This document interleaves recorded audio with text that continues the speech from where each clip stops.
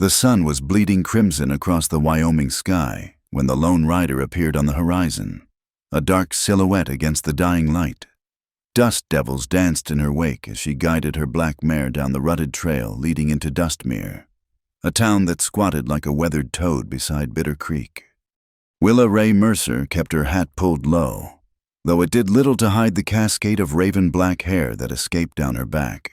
Her silver-gray eyes, the color of winter storm clouds, swept the main street with the wariness of a wolf entering unfamiliar territory. She'd learned long ago that new towns meant new troubles, and troubles had a way of finding her no matter how quietly she rode in. The evening shadows stretched long fingers across the dusty street as she passed the general store, where Mrs. Elmira Hutchins stood sweeping her porch, the broom stilled in the older woman's hands, and Willa could feel those sharp eyes tracking her progress like a hawk eyeing a rabbit. "That her?" came a whisper from inside the store. "The one from Cheyenne?" "Has to be. Mrs." Hutchins replied, not bothering to lower her voice. "Black hair, riding alone, just like they said." Willa's jaw tightened, but she kept her gaze forward. The stories always arrived before she did, carried on the lips of travelers and peddlers who found more profit in gossip than goods. Each telling added new flourishes, new sins to her supposed catalog of wild deeds. The truth was simpler and sadder, but truth rarely made for good stories around a campfire. She'd heard the versions herself in the last town she burned down a chicken coop with a farmer still inside. She pulled a knife on a preacher man who tried to save her soul. She left her husband bleeding in their marriage bed and rode off with his gold. None of it true, but all of it believed. The Three Pines Inn sat at the end of Main Street, its wooden sign creaking in the evening breeze. The building leaned slightly to the left, as if it had grown tired of standing straight after too many years of prairie winds. Yellow lamplight spilled from its windows, and the sound of rough male laughter drifted through the doors. Willa dismounted, her boots hitting the ground with a soft thud. Her mare, Tempest, snorted and shook her mane, sensing her rider's tension. "Easy, girl," Willa murmured, running a gloved hand along the horse's neck. "Just another night in another town." She looped the reins around the hitching post and adjusted the worn leather saddlebags that held everything she owned in this world. Not much, a change of clothes, some hardtack and jerky, a battered tin cup, and the small cloth pouch that held what little money she'd earned doing washing in the last town. The inn's door opened with a protesting groan.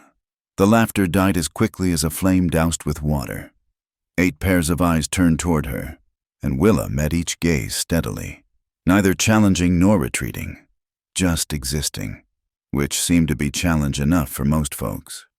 The innkeeper, a portly man with graying whiskers and nervous hands, stood behind a scarred wooden counter. His Adam's apple bobbed as he swallowed hard. "Evening," Willa said, her voice low and controlled. "Need a room for the night?" That is..." The innkeeper's eyes darted toward the other patrons, seeking support or permission. "We run a respectable establishment here, Miss..." "Ma'am," Willa corrected quietly. "And I'm offering respectable money for a respectable room. Nothing more." A man at the bar, thick-necked with the look of a ranch hand, muttered something to his companion. The word "wild" carried clearly across the room. Willa reached into her pocket slowly, deliberately, and placed $2 silver on the counter. "This enough for a room and stable space for my horse." The innkeeper's eyes fixed on the coins. Business was business, after all, and silver spent the same whether it came from saints or sinners. "Rooms at the top of the stairs, last door on the right, stables around back."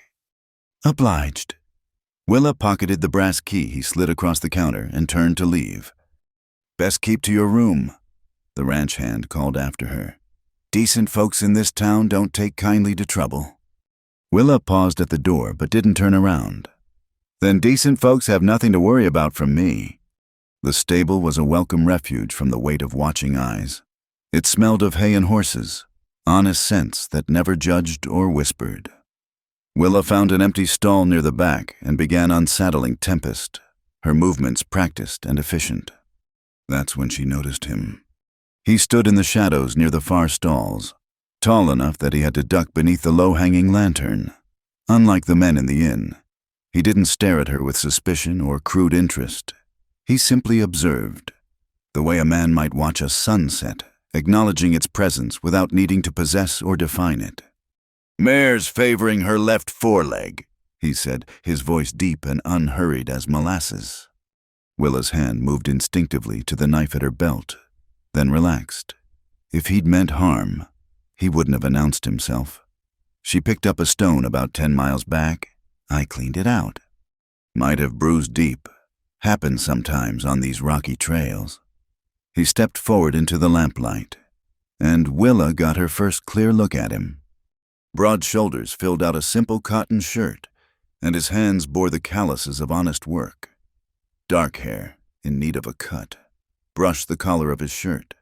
But it was his eyes that held her attention, brown as fresh-turned earth, steady and calm as deep water. "You know horses," Willa said.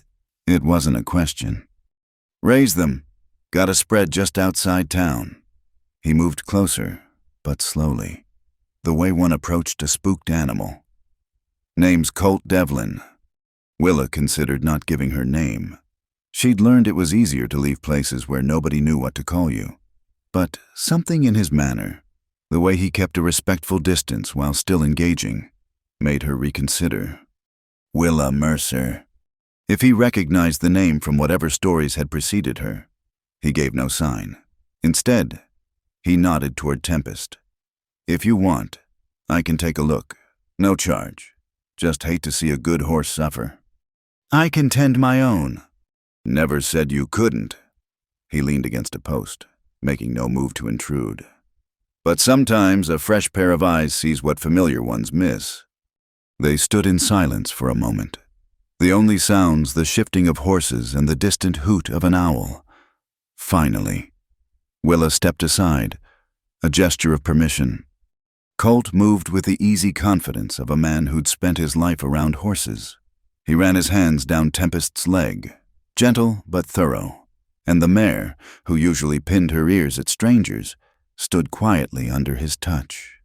"Deep bruise, like I thought," he said, straightening. "She needs a few days off her feet. Proper treatment. Walking on it will just make it worse." "I can't stay here a few days." The words came out sharper than Willa intended. "Then she'll go lame, and you'll be walking yourself." Colt's tone remained mild, but there was steel beneath it. "Your choice, but it seems a shame. She's a fine mare." Willa's throat tightened. Tempest was more than fine. She was the only creature in this world who'd never looked at Willa with fear or judgment. "What kind of treatment?" "Poultice, rest, maybe some liniment. I've got what's needed at my place." He paused, seeming to weigh his words. "You could bring her by in the morning if you're inclined. I'll be heading back there at first light." "Why?" The question escaped before Willa could stop it. "You don't know me." A slight smile tugged at the corner of his mouth. "I know you care enough about your horse to clean a stone from her hoof on a hard trail. That tells me what I need to know." He touched the brim of his hat and turned to leave, then paused. "Besides, I've found that what folks say about a person and who they really are rarely match up. Rather make my own judgments." After he left, Willa stood in the quiet stable, her hand on Tempest's warm neck. The mare nickered softly and nudged her shoulder, seeking the piece of carrot Willa always saved from her meager meals. "What do you think, girl?" Willa whispered. One more stranger offering help we probably shouldn't take. But even as she spoke, she knew this felt different. Colt Devlin hadn't looked at her like she was wild or dangerous or something to be tamed. He'd simply seen a woman with an injured horse who might need assistance. It had been so long since anyone had seen her as just a person. Later, in the sparse room above the inn, Willa sat on the narrow bed and pulled off her boots. The window faced west, where the last traces of daylight clung to the horizon. Somewhere out there, beyond the town and its whispers, the open prairie stretched endlessly under the emerging stars. She thought about running, as she always did that first night in a new place. It would be easy to slip out before dawn, push Tempest despite her injury, and find another town where the stories hadn't yet reached. But she was tired, not just in body, but in spirit. Tired of running from lies she hadn't created, from a past that followed her like a shadow no matter how far she rode.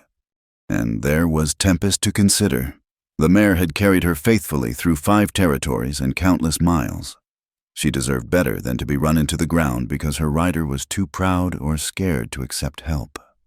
Willa pulled the small knife from her belt and laid it on the bedside table, then began the ritual of cleaning it with an oiled cloth. The repetitive motion soothed her, gave her hands something to do while her mind wandered. Tomorrow, she would take Tempest to the Devlin ranch. She would accept help for her horse. Nothing more. And if the town proved too hostile, if the whispers grew too loud, she would leave as soon as the mare could travel. But tonight, for just a few hours, she would rest.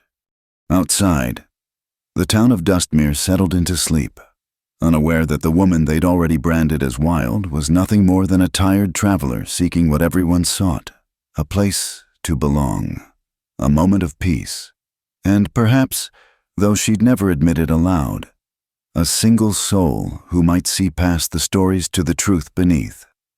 The morning sun cast long shadows across the Devlin ranch as Colt Devlin stood by the corral fence, watching a young colt learn to trust the rope. His hands moved with practiced ease, every gesture deliberate and calm. The work never stopped on a horse ranch. But these quiet morning hours before the world fully woke were his favorite. He'd been up since before dawn, as was his custom. Old habits from his cavalry days died hard, and the discipline of early rising had served him well in civilian life. The coffee pot sat warming on the stove in the ranch house behind him, its bitter aroma mixing with the sweet smell of hay and the earthier scent of horses.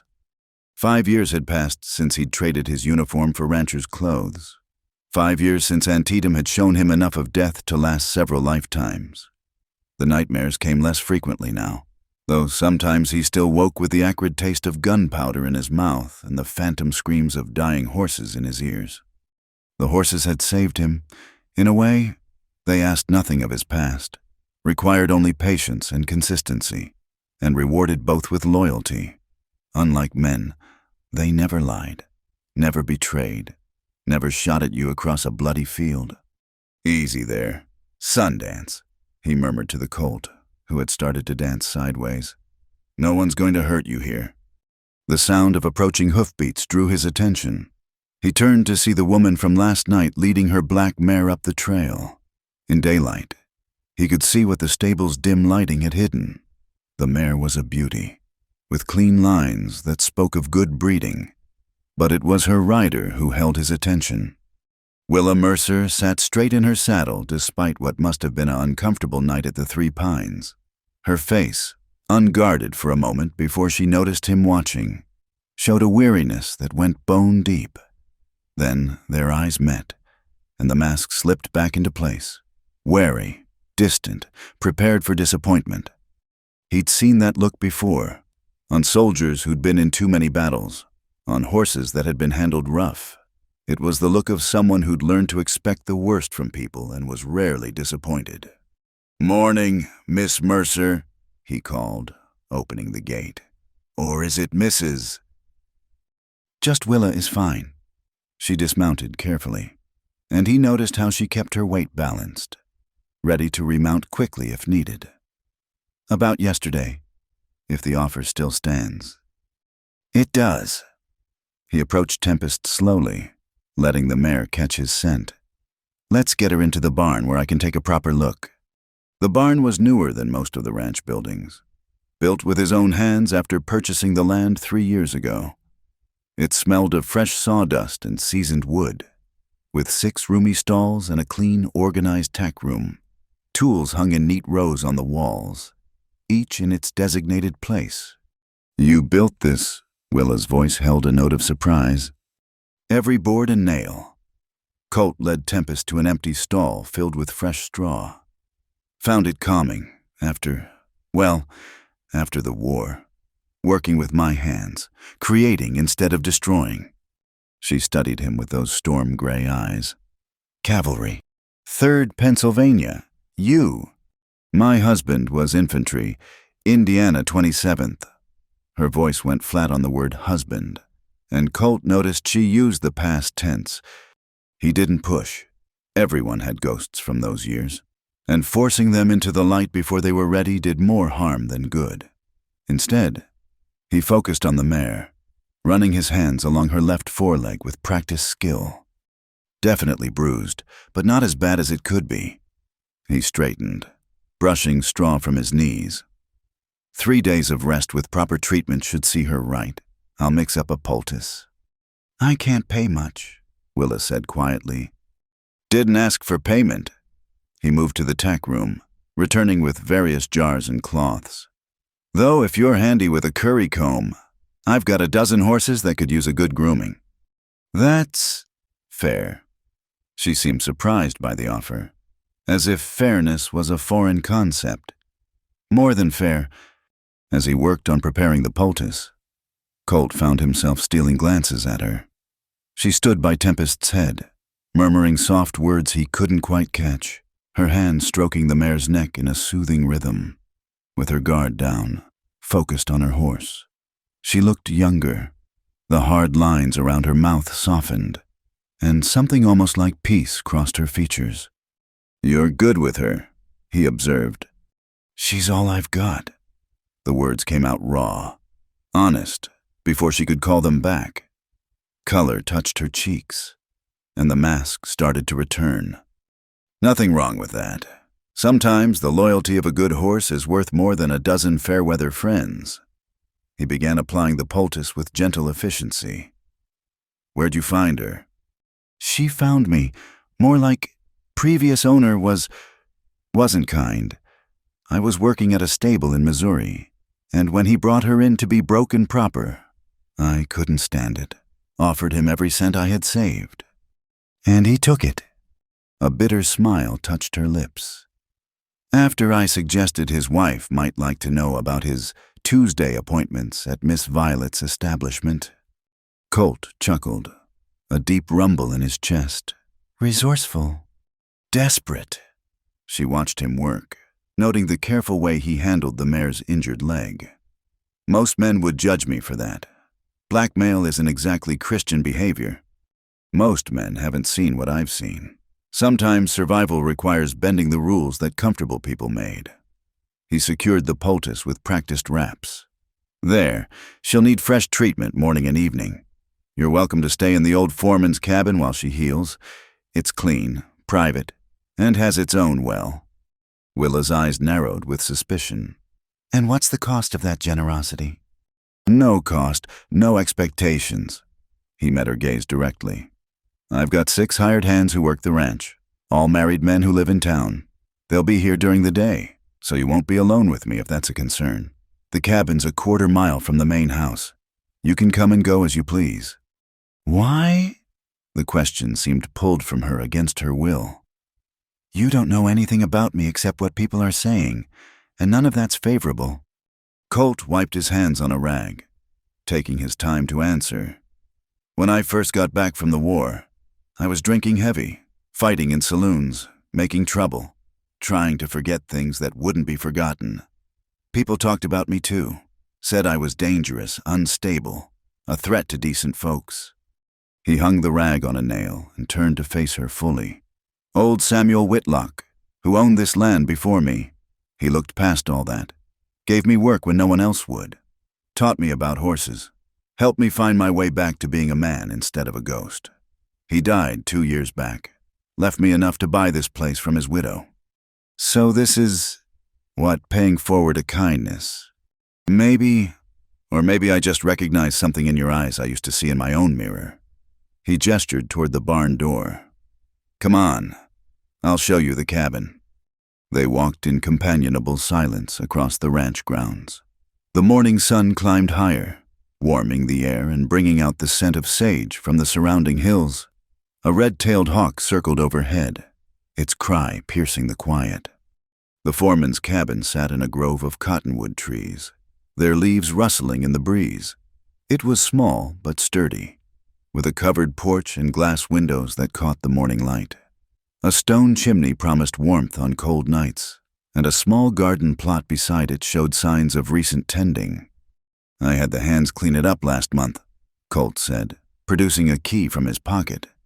"Been meaning to hire a new foreman, but haven't found the right person yet." Inside, the cabin was simple but clean, a bed with a colorful quilt, a table and 2 chairs, a wood stove for cooking and heat. Shelves on one wall held basic dishes and supplies. Everything needed for living, nothing extra. "It's perfect," Willa breathed, then caught herself. "I mean, it's fine. For a few days." "However long you need." Colt set the key on the table. "There's a root cellar out back with some preserves and vegetables. Help yourself. The well's got good water. Tested it myself last week." She picked up the key, turning it over in her hands as if it were some foreign object. "I don't understand you. Colt Devlin." "Nothing complicated to understand. Just a man who raises horses and believes in giving folks a chance to prove who they really are, not who gossip says they are.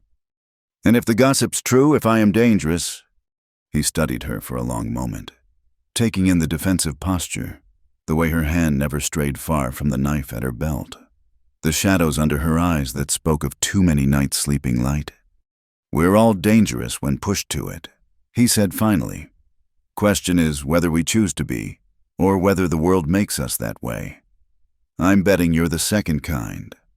Something flickered in her eyes. Surprise, maybe, or the first crack in a wall built high and strong. "That's a risky bet.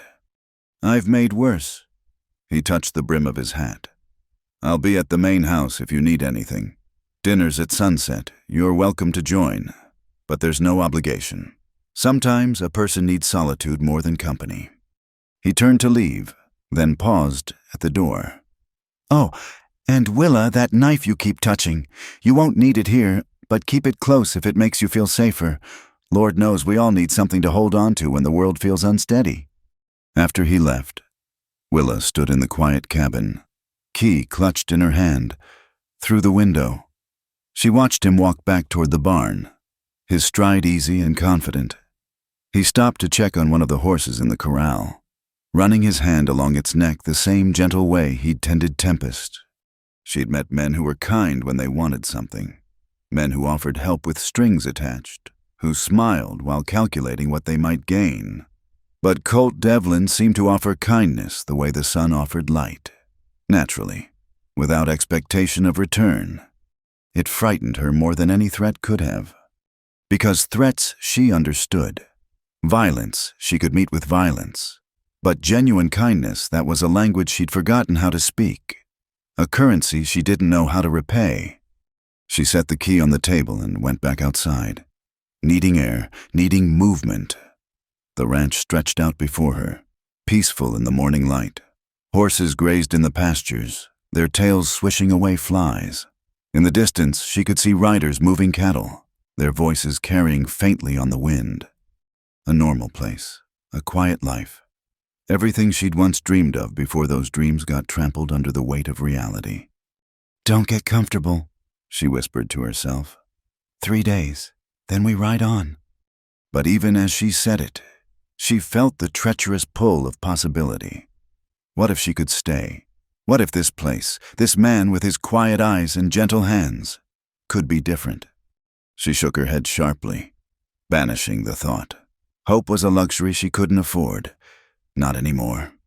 But as she walked back toward the barn to check on Tempest, she found herself memorizing the way the light fell across the ranch, the sound of the horses nickering to each other, the solid presence of the cabin key in her pocket. Just in case.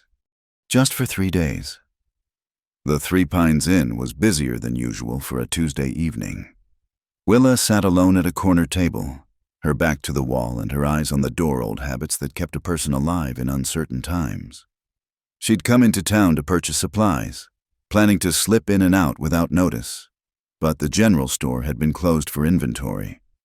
Now she nursed a bowl of thin stew and tried to ignore the whispers that followed her like smoke from the oil lamps. 3 days in Dustmere, and the stories had only grown wilder. "Heard she threatened Bart Thompson with that knife of hers," a woman in a yellow bonnet hissed to her companion. "Just for looking at her wrong." "That's not what I heard," the other woman replied. "Mabel Garrett said she saw her practicing with it behind the stables, throwing it at fence posts like some kind of savage." Willa's hand tightened on her spoon, but she kept eating methodically. Let them talk. Tomorrow. Tempest would be well enough for easy travel, and they could put Dustmere behind them like all the other towns that had found her wanting. The inn door opened, bringing a gust of cool evening air. Conversation stuttered to a halt as people turned to look, then resumed at a lower pitch. Willa glanced up to see 2 women enter, one elderly with silver hair pinned severely back, the other middle-aged and nervous as a sparrow. "That's her," the younger woman whispered, pointing directly at Willa. "The wild one." The elderly woman, who could only be Mrs. Prudence Fletcher, the town's self-appointed moral guardian according to the gossip Willa had overheard, marched across the room with the determination of a Union general. Her companion fluttered behind like an anxious shadow. "You're the Mercer woman." "Mrs." Fletcher announced, stopping at Willa's table. It wasn't a question. "I am." Willa set down her spoon carefully, keeping her hands visible and still. "We don't want your kind here." The old woman's voice carried across the room, ensuring everyone would hear. "Dustmere is a respectable town. We have families, children, good Christian folk who shouldn't have to worry about women like you." "Women like me," Willa repeated softly. "And what kind would that be, Mrs. Fletcher? Prudence Fletcher." "And you know very well what kind. The kind who abandons her marriage vows, who carries weapons, who consorts with men while claiming to be widowed." A muscle ticked in Willa's jaw. "My husband is dead, Mrs. Fletcher. Died 2 years ago of fever. As for the knife, plenty of folks carry protection on the frontier, and I'm staying in a cabin a quarter-mile from Mr. Devlin's house, with 6 witnesses who can attest I haven't consorted with anyone." "Lies," the younger woman piped up, emboldened by her companion's aggressive stance. "We know all about you, how you burned down the Hendricks coop in Cheyenne, how you pulled a blade on Reverend Michaels, how you—" "Stop." Willa stood slowly, and both women stepped back. Around the room, chairs scraped as men prepared to intervene if necessary. "I've never been to Cheyenne, never met anyone named Hendricks or Reverend Michaels, but the truth doesn't matter to you, does it? You've already decided who I am." "Mrs."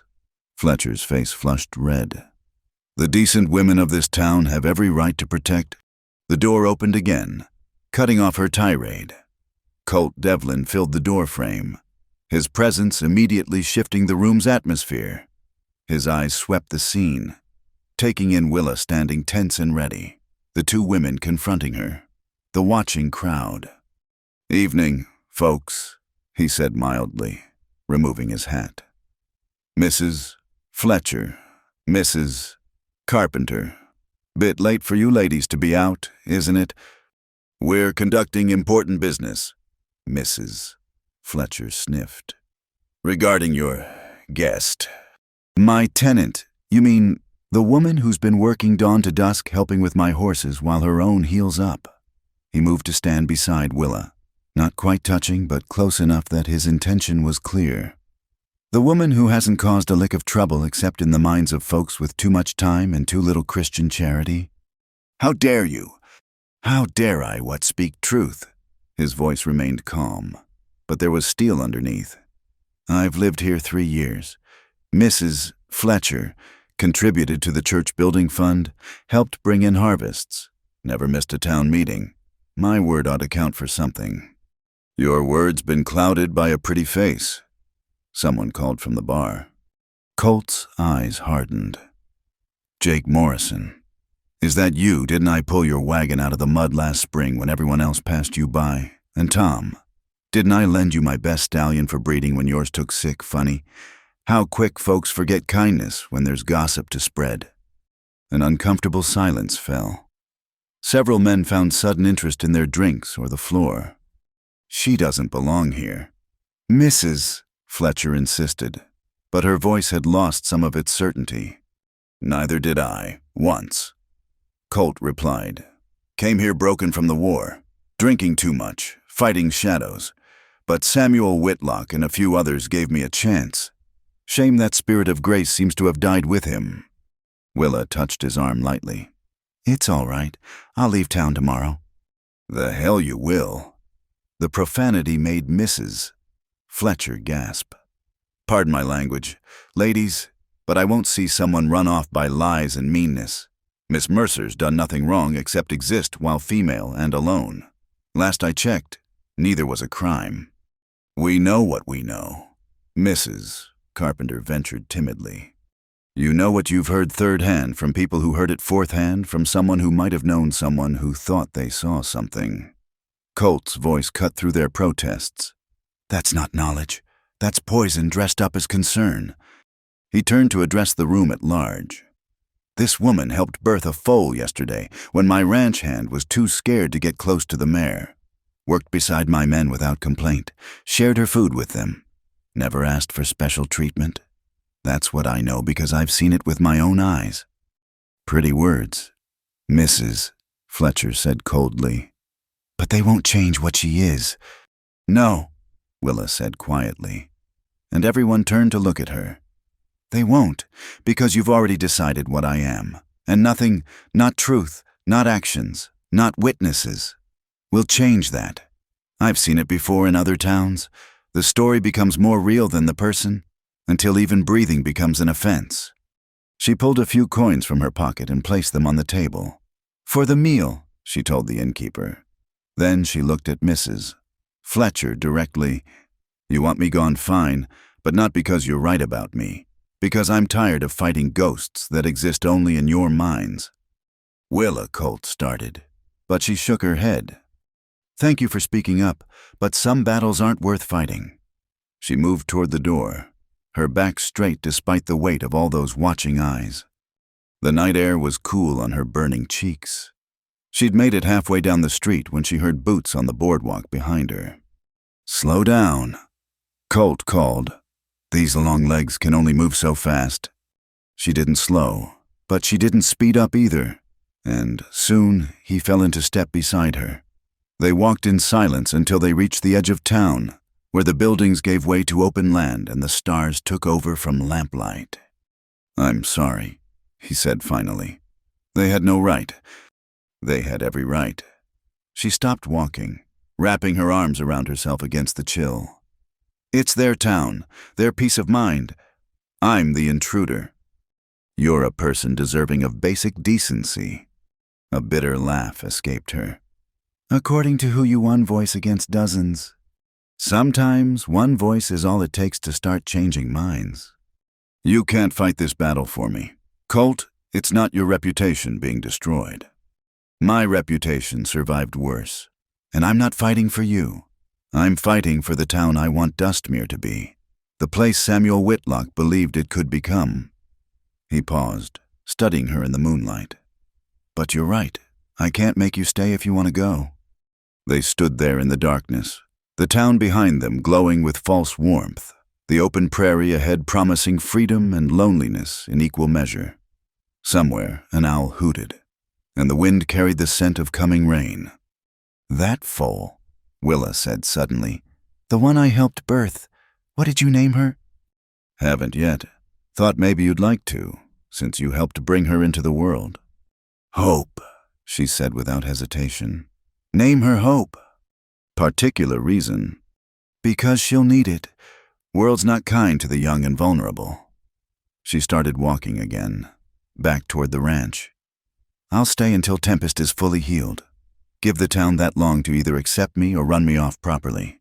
But I won't hide, and I won't apologize for existing. Wouldn't ask you to. They walked the rest of the way in companionable silence. At the turnoff to her cabin, she paused. Why does it matter to you, really? He considered the question, his face thoughtful in the starlight. Maybe because I know what it's like to be judged for who people think you are instead of who you're trying to become. Maybe because Samuel taught me that giving grace to others is how we find it for ourselves. Or maybe, he met her eyes directly, maybe I just think you deserve better than whispers and suspicion. Careful, Mr. Devlin. Keep talking like that, and people will say you're consorting with the wild woman. Let them say it. His smile was visible even in the darkness. I've been called worse and survived. After he left, Willa stood by her cabin door, one hand on the rough wood, the other fingering the small knife at her belt. Not from fear now, but from habit, inside. The lamp she'd left burning cast a warm glow through the window. Such a simple thing. A lit window waiting for her return. But it had been so long since she'd had even that small comfort. Tomorrow, the town would talk more. Mrs. Fletcher would rally her forces, spread her poison with renewed vigor. The story of the wild woman would grow new branches, new thorns. But tonight, she had a warm cabin, a healing horse, and the memory of one man standing up in a crowded room to say she deserved better. It wasn't much, but it was more than she'd had in a long time. Willa went inside, extinguished the lamp, and for the first time in months, slept without her knife under her pillow.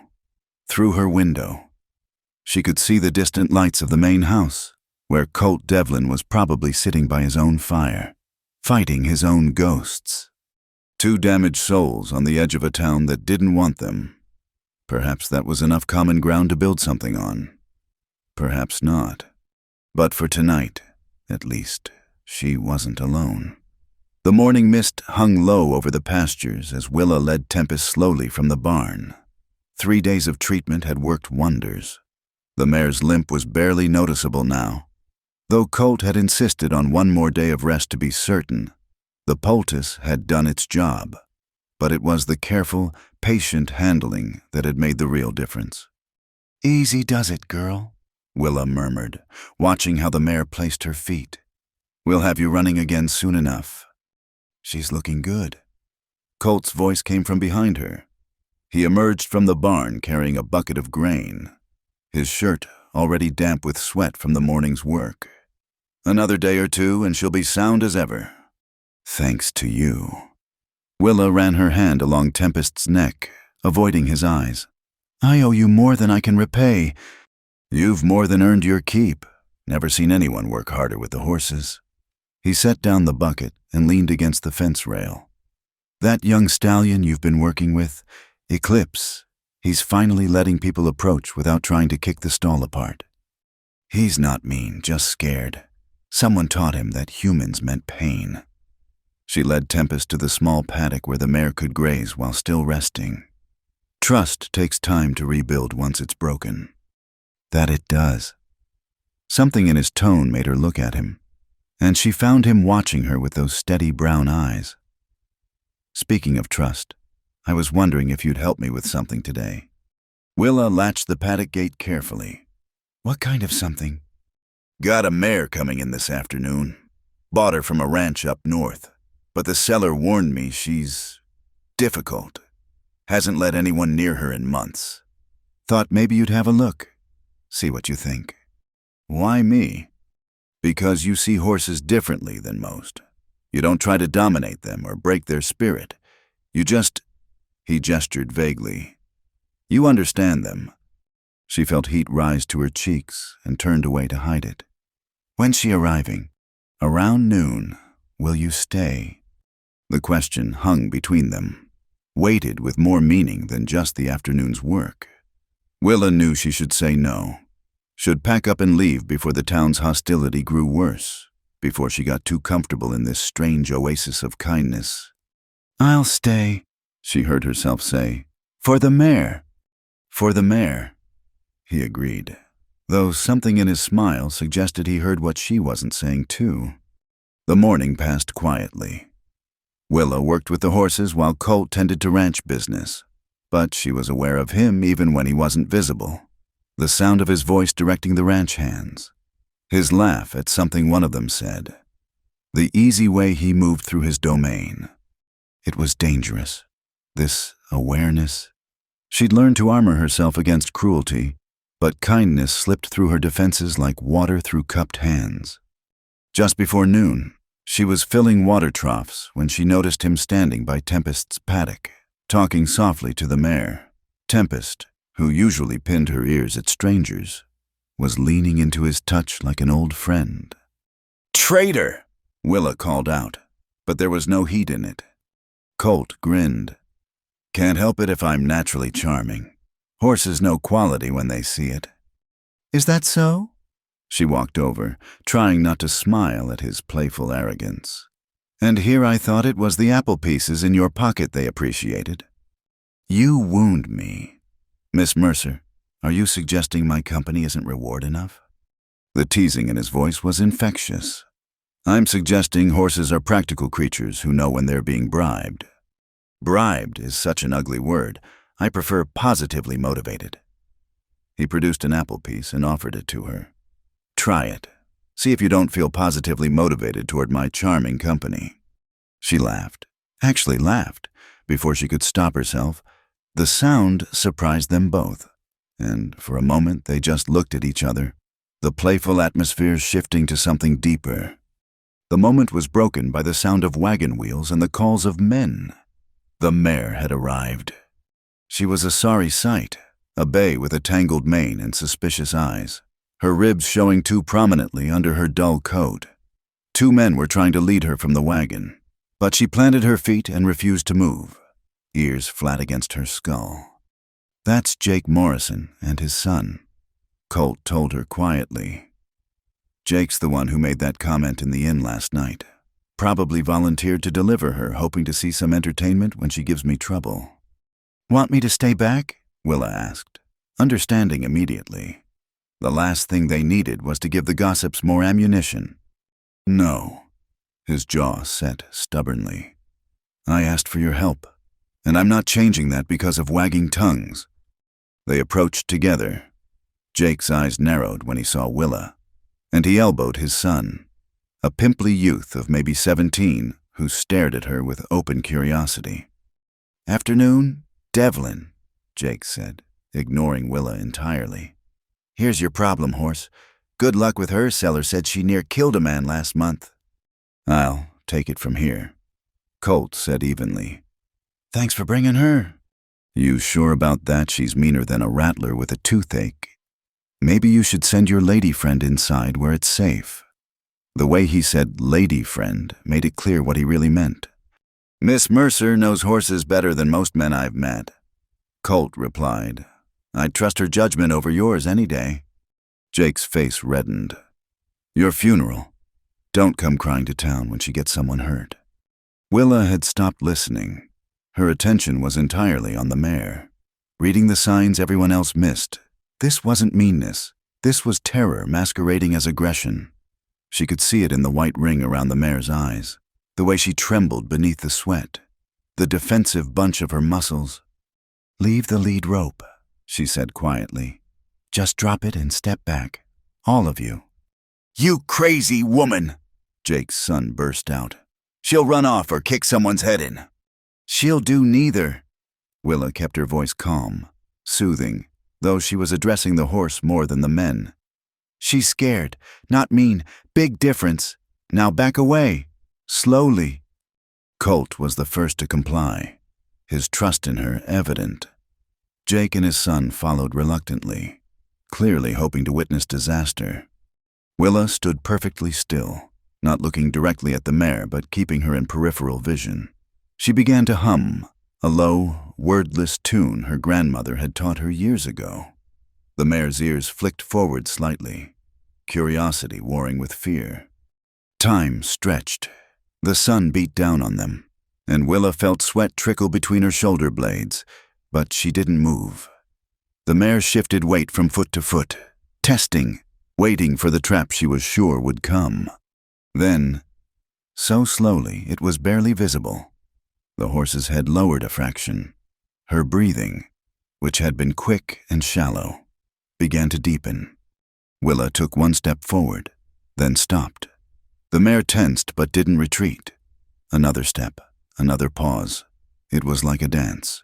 Advance and wait, letting the horse set the pace. "I'll be damned," Jake muttered. 20 minutes later, Willa stood beside the mare, one hand resting lightly on her neck. The horse was still nervous, still ready to flee, but the blind panic had faded. "She's been beaten," Willa said quietly.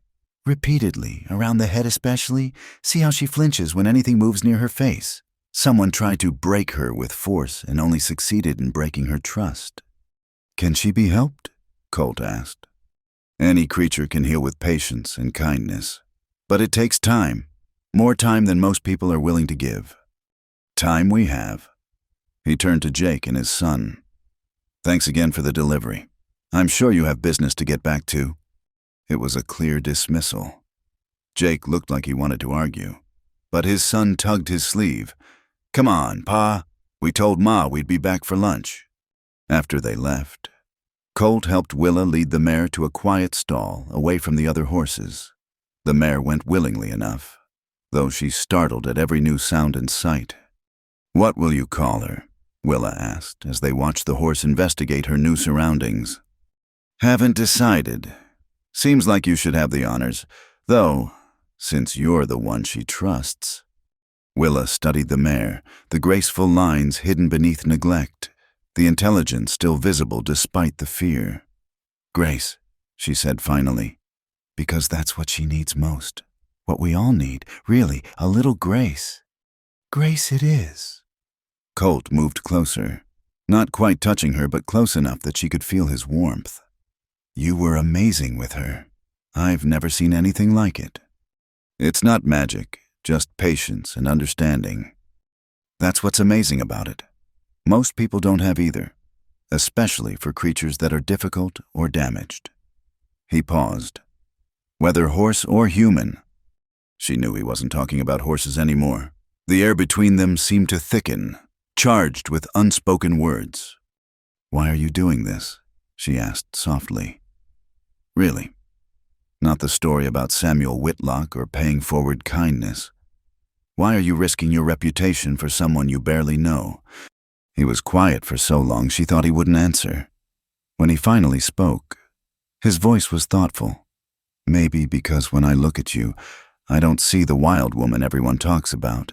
I see someone who gentles scared horses and works harder than any hand I've hired. Someone who sleeps with a knife because the world's taught her she needs it, but who laughed at my terrible joke about apples." He turned to face her fully. "I see someone worth knowing. Willa Mercer. Is that reason enough?" Her throat felt tight. It had been so long since anyone had looked at her and seen anything worth knowing that she'd forgotten what it felt like. "I don't know how to do this," she admitted. "Do what?" "Trust, hope, believe that kindness doesn't come with a price. Then we'll take it slow, like you did with Grace, one step at a time, with plenty of pauses between." He smiled, and it transformed his serious face. "Though I promise I won't make you stand in the sun for 20 minutes first." Despite everything, she found herself smiling back. "Your loss.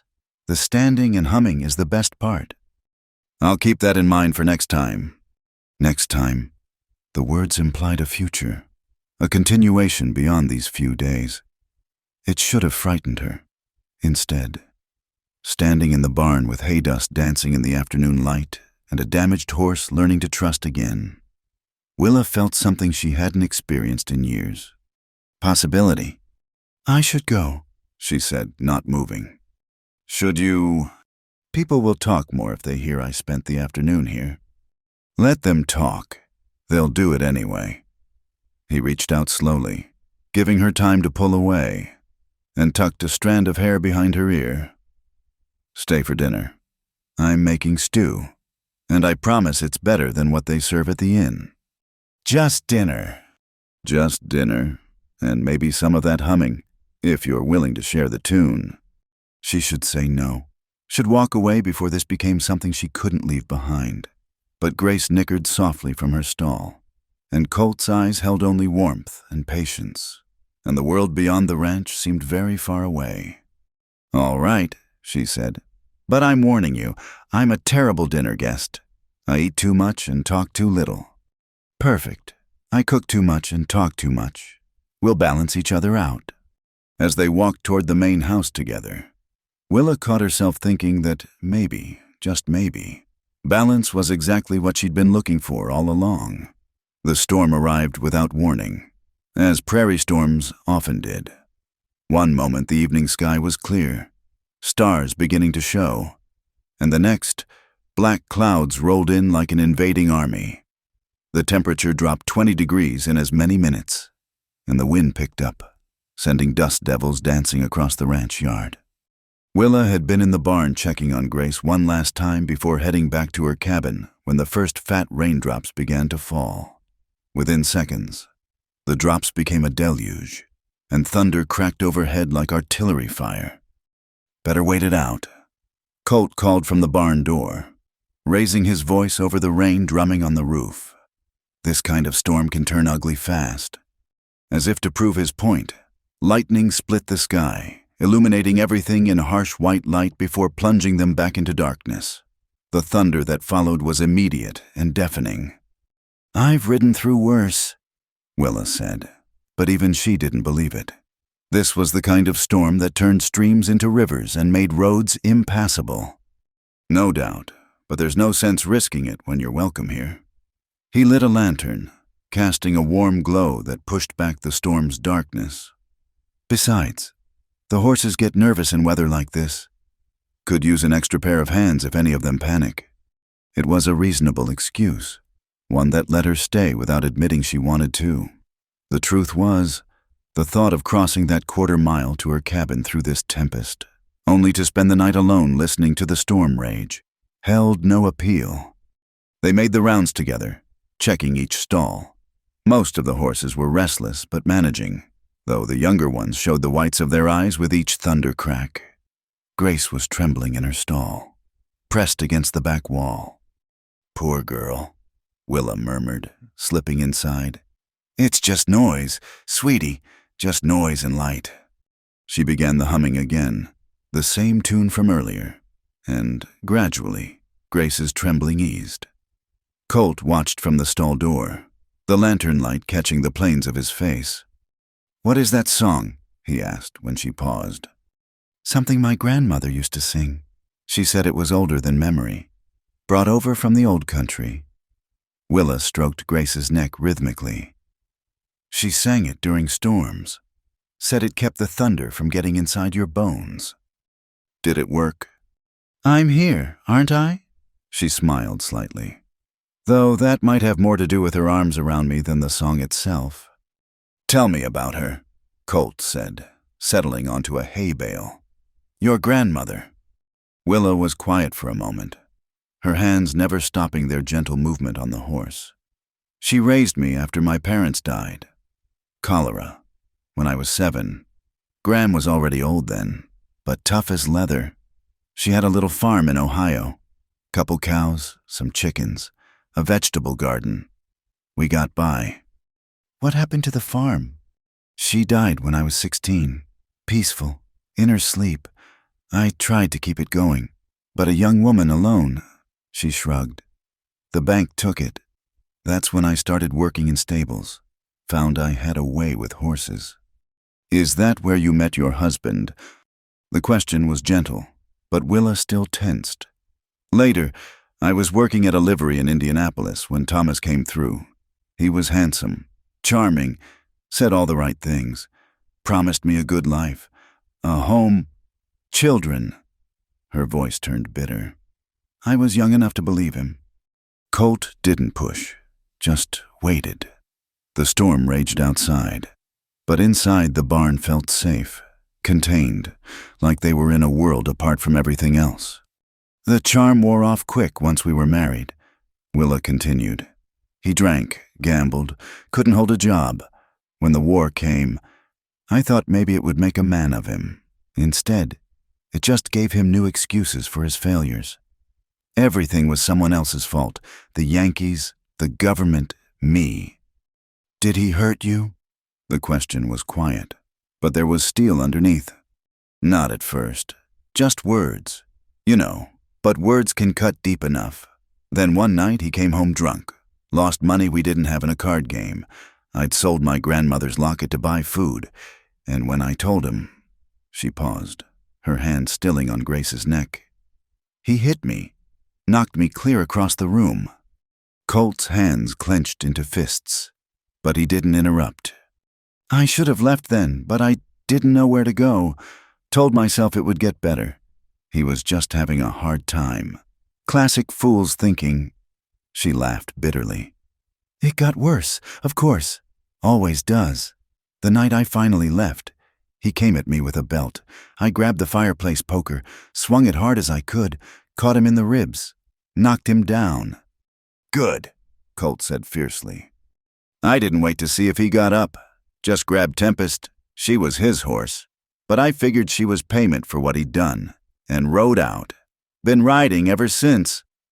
And the stories the wild woman tells? Thomas recovered. Told everyone I'd tried to kill him in his sleep. Said I was crazed, dangerous. His family had influence, spread the word. Each town I passed through, the story got bigger, wilder.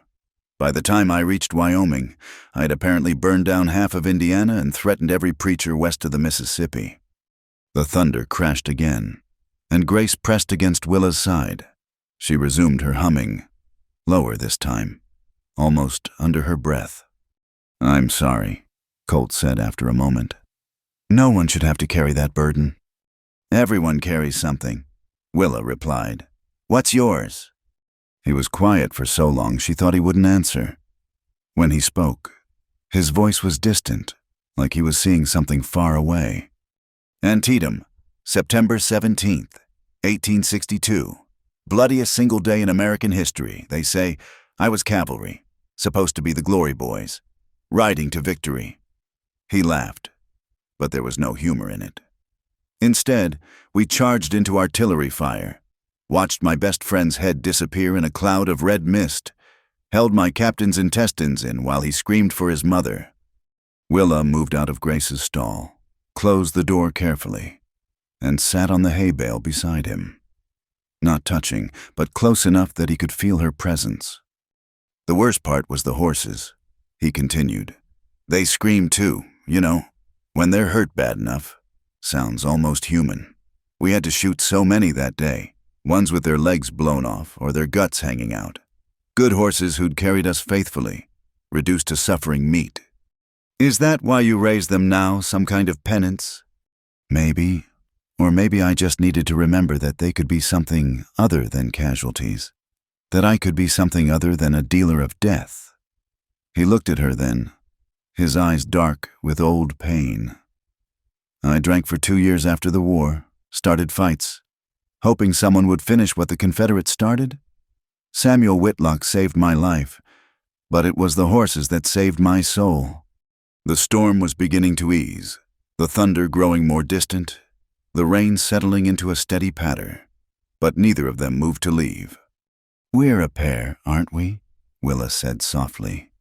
Two broken people trying to pretend we're whole. Maybe that's what makes us human, the broken parts, and the way we try to fit them back together. He reached over, covered her hand with his. Or maybe broken people are the only ones who can recognize each other in the dark. She turned her hand palm up, laced her fingers through his. It was the first time she'd voluntarily touched a man since leaving Thomas, and she was surprised to find no fear in it, only warmth. The rain's letting up, she observed. So it is. Neither of them moved. I should probably get back to the cabin. Probably. Still, they sat there, hands linked, listening to the gentling storm and the soft sounds of horses settling for the night. Finally, Willa spoke again. That night at the inn, when Mrs. Fletcher was laying into me, why did you step in? You barely knew me. Colt considered the question. Because I saw something in your eyes I recognized. The look of someone who's been fighting so long they've forgotten what peace feels like. And because he paused, seeming to choose his words carefully. Because from the moment you walked into my stable, suspicious as a wildcat but gentle with your horse, I wanted to know you, the real you, not the stories. And if the real me disappoints, not possible. He said it with such certainty that her breath caught. The real you gentles traumatized horses and works harder than any hand I've hired and hums lullabies to keep the thunder out. The real you is so much more than any story could capture. The rain had stopped entirely now, leaving only the drip of water from the eaves and the fresh smell of wet earth. Through the barn door, they could see stars beginning to peek through the breaking clouds. "I'll walk you back," Colt offered, standing and pulling her gently to her feet. They made their way across the muddy yard, picking their path by moonlight. At her cabin door, they paused, still holding hands. "Thank you," Willa said, "for listening, for not judging, for what? For seeing me, just me, not the wild woman or the victim or any of the other things people have decided I am, just Willa." He reached up with his free hand, cupped her cheek gently. Just Willa is more than enough. For a moment, she thought he might kiss her. For a moment, she wanted him to, but he simply brushed his thumb across her cheekbone, then stepped back. "Sleep well," he said. "Tomorrow's a new day." After he left, Willa stood in her doorway, watching his tall figure disappear into the darkness. The storm had washed the world clean, leaving everything fresh and gleaming under the stars.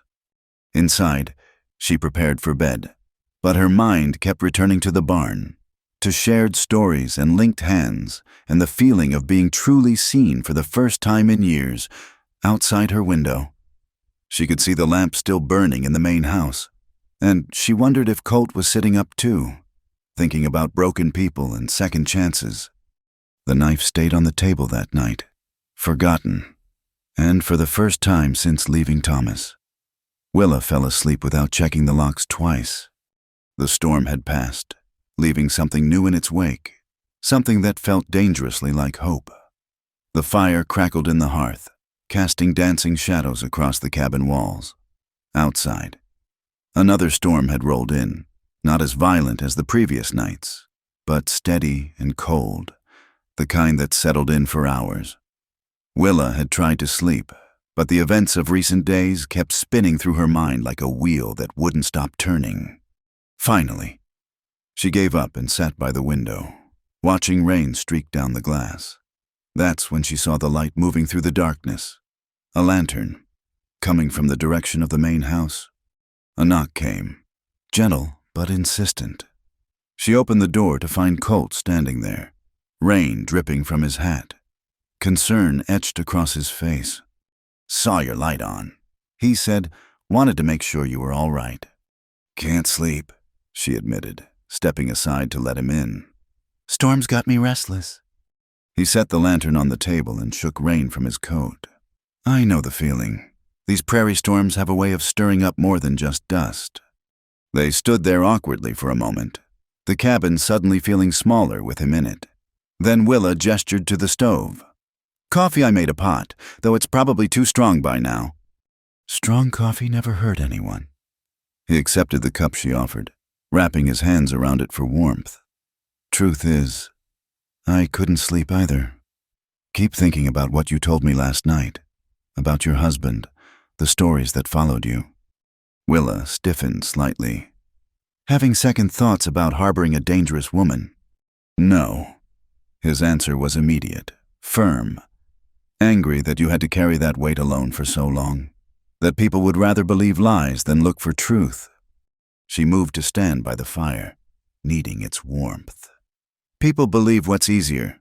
A wild woman makes a better story than a scared one trying to survive." "Is that what you think you are, just trying to survive? Isn't that what we're all doing?" He set down his coffee and moved closer, not crowding but present. "Maybe once, but I think you're doing more than that now. I see it when you work with the horses, especially Grace. You're not just surviving, you're healing, helping others heal. Horses are simple. Willa said quietly. They don't lie, don't pretend. If you're patient and kind, they respond. People are harder. Some people, he agreed. But not all, not me. She looked up at him then, firelight catching in her silver eyes. What do you want from me? Colt, really? The question hung between them like a physical thing. He took his time answering, and when he spoke, his voice was thoughtful, careful. I want to know what makes you smile, really smile, not just be polite. I want to hear more of your grandmother's songs. I want to watch you work miracles with horses everyone else has given up on. He paused, then added more softly, I want you to feel safe, here with me. I want you to know what it's like to be cherished instead of criticized. That's a lot of wanting, she whispered. Maybe, but I'm a patient man, and you're worth waiting for. You don't know that. You don't really know me. Then let me. He reached out slowly, giving her time to pull away, and tucked a strand of hair behind her ear. Stay, not just until Tempest heals, but after. Give this a chance. Give us a chance. There is no us, she said, but the words lacked conviction. Isn't there? His hand moved to cup her cheek, thumb brushing across her cheekbone. What would you call this? Then, this thing between us that makes you trust me with your horses and your history, that brings me to your door in a storm, because I can't stand the thought of you alone and restless. Willa closed her eyes, leaning almost involuntarily into his touch. It had been so long since she'd been touched with gentleness, with care that expected nothing in return. I don't know how to do this, she admitted. Neither do I, he confessed. I've been alone a long time. Willa, by choice, mostly. Easier than risking the kind of pain I saw in the war. But then you rode into town with your wounded horse and your wounded heart, and suddenly alone doesn't feel like enough anymore. She opened her eyes to find him watching her with such tenderness it made her chest ache. I'm scared, she whispered, of wanting this, of believing it could be real. I know. I'm scared too. He smiled slightly. Maybe that's how we know it matters. The fire popped, sending sparks up the chimney. Outside, the rain continued its steady rhythm. Inside, two damaged people stood on the edge of something that felt too fragile and too important to name. Tell me about your dreams, Colt said suddenly. Before Thomas, before the running, what did you want? The question surprised her. No one had asked her about dreams in so long she'd almost forgotten she'd had them. Simple things, she said after a moment. A little farm, like my grandmother's. Some horses, maybe cattle. A garden where I could grow vegetables and flowers. She always said a body needed both, sustenance and beauty. What else? Children, she admitted, so quietly he almost missed it. 2 or 3, with dirty faces and loud laughs, teaching them to ride, to be gentle with animals, to know the names of plants. Her voice caught. Foolish dreams for a woman like me. Why foolish? Because I'm past 30, alone, with a reputation that sends decent folks running. Because I've learned to sleep with a knife close and jump at shadows. Because trust comes hard and hope comes harder. He moved closer, until she could feel his warmth even through the space between them. 30's not old. Alone can change. Reputations fade when given better stories to tell. And as for the rest, he paused, choosing his words. Maybe you just need someone willing to earn that trust, to hold that hope when yours runs low. And you think you're that someone? I'd like to try to be. He reached for her hand, held it gently between both of his. I can't promise it'll be easy. The town will talk. Some folks won't ever accept it. But I can promise I'll stand beside you through it all, that you'll never face their judgment alone again. Why, the word was barely a breath. Why does it matter so much to you? He was quiet for a long moment, studying their joined hands. When he looked up, his eyes were dark with emotion. Because I've been walking through life half asleep since the war, going through motions, tending horses, building a ranch, but never really living. Then you showed up, all fire and caution and hidden kindness. And suddenly I'm awake. Suddenly there's a reason to want tomorrow. Colt. I know it's fast. I know you have every reason to doubt, to run. But Willa. He brought her hand to his lips, pressed a gentle kiss to her palm. What if you stayed instead? What if you took a chance on a broken soldier who's trying to remember how to hope? She felt tears prick her eyes. When was the last time she'd cried for something other than fear or anger? I don't know if I remember how to stay. I've been running so long. Then we'll learn together, one day at a time, starting with tonight. He pulled her gently closer, until she was standing in the circle of his arms. Let me hold you, just hold you. No expectations, no demands, just two people keeping the storm at bay. For a heartbeat, she stood rigid, every instinct screaming warnings. Then, slowly, like ice melting under spring sun, she relaxed against him. His arms came around her, strong but gentle, and she let her head rest against his chest, where she could hear his heart beating steady and sure. Your heart's racing, she murmured. You do that to me. He admitted, have since the moment you walked into my stable, all suspicious eyes and protective instincts. I thought you'd be like the others, quick to judge, quicker to condemn. Instead, you offered help without strings, saw my horse's pain and my own, made me laugh about apples and positive motivation. She pulled back enough to look up at him.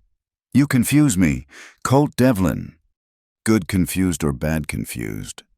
Terrifying confused, the kind that makes me want things I'd given up on wanting. Such as...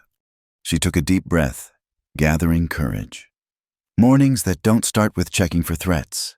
Someone to share coffee with who actually wants to hear my thoughts. A reason to unpack instead of keeping everything ready to run. You. Willa. Her name was a prayer on his lips. You have me, however much or little you want, for as long as you want it. What if I want it all? What if I want the impossible? The farm and the garden and the children with dirty faces? What if I want to wake up feeling safe and go to bed feeling loved? What if I want to be your wife someday? When the scars have faded and I remember how to trust completely. Then we'll work toward that, together. He cupped her face in his hands, thumbs brushing away tears she hadn't realized were falling. You're not asking for the impossible. You're asking for what everyone deserves. Love, safety, belonging. And I want to be the one to give it to you. I might run, she warned. When it gets hard, when the town talks, when old fears creep in. Then I'll come after you, not to drag you back, but to remind you what you're running to. Not from... He smiled. Besides, Tempest likes it here. She'd probably refuse to leave. That surprised a watery laugh from her. Using my horse against me, that's fighting dirty. All's fair in love and war, they say. Is that what this is, love? He grew serious again. I think it could be, if we're brave enough to let it grow. Outside, the storm was beginning to ease, thunder rumbling away into the distance. Inside, two people stood wrapped in each other's arms, building a different kind of shelter, one made of trust and hope and the fragile beginnings of love. Stay tonight, Willa said suddenly. Not like that. Just stay. Sleep in the chair by the fire. I don't want to be alone. And I don't want you walking back in the storm. I'll stay, he agreed immediately.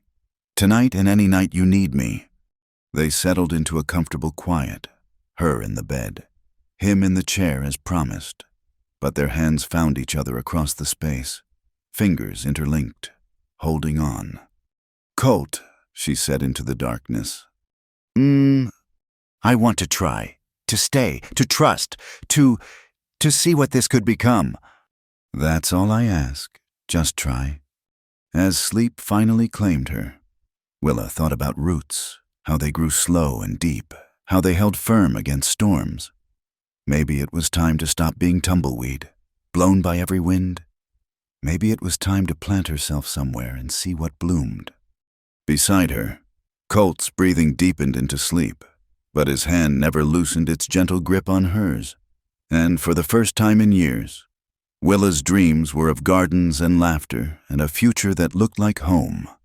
The morning came soft and golden, filtering through the cabin windows like honey. Willa woke slowly, disoriented by the unfamiliar feeling of peace that wrapped around her like a warm blanket. Then memory returned. The storm, Colt's arrival, confessions by firelight, and the quiet intimacy of sleeping near someone who made her feel safe. He was still there, asleep in the chair.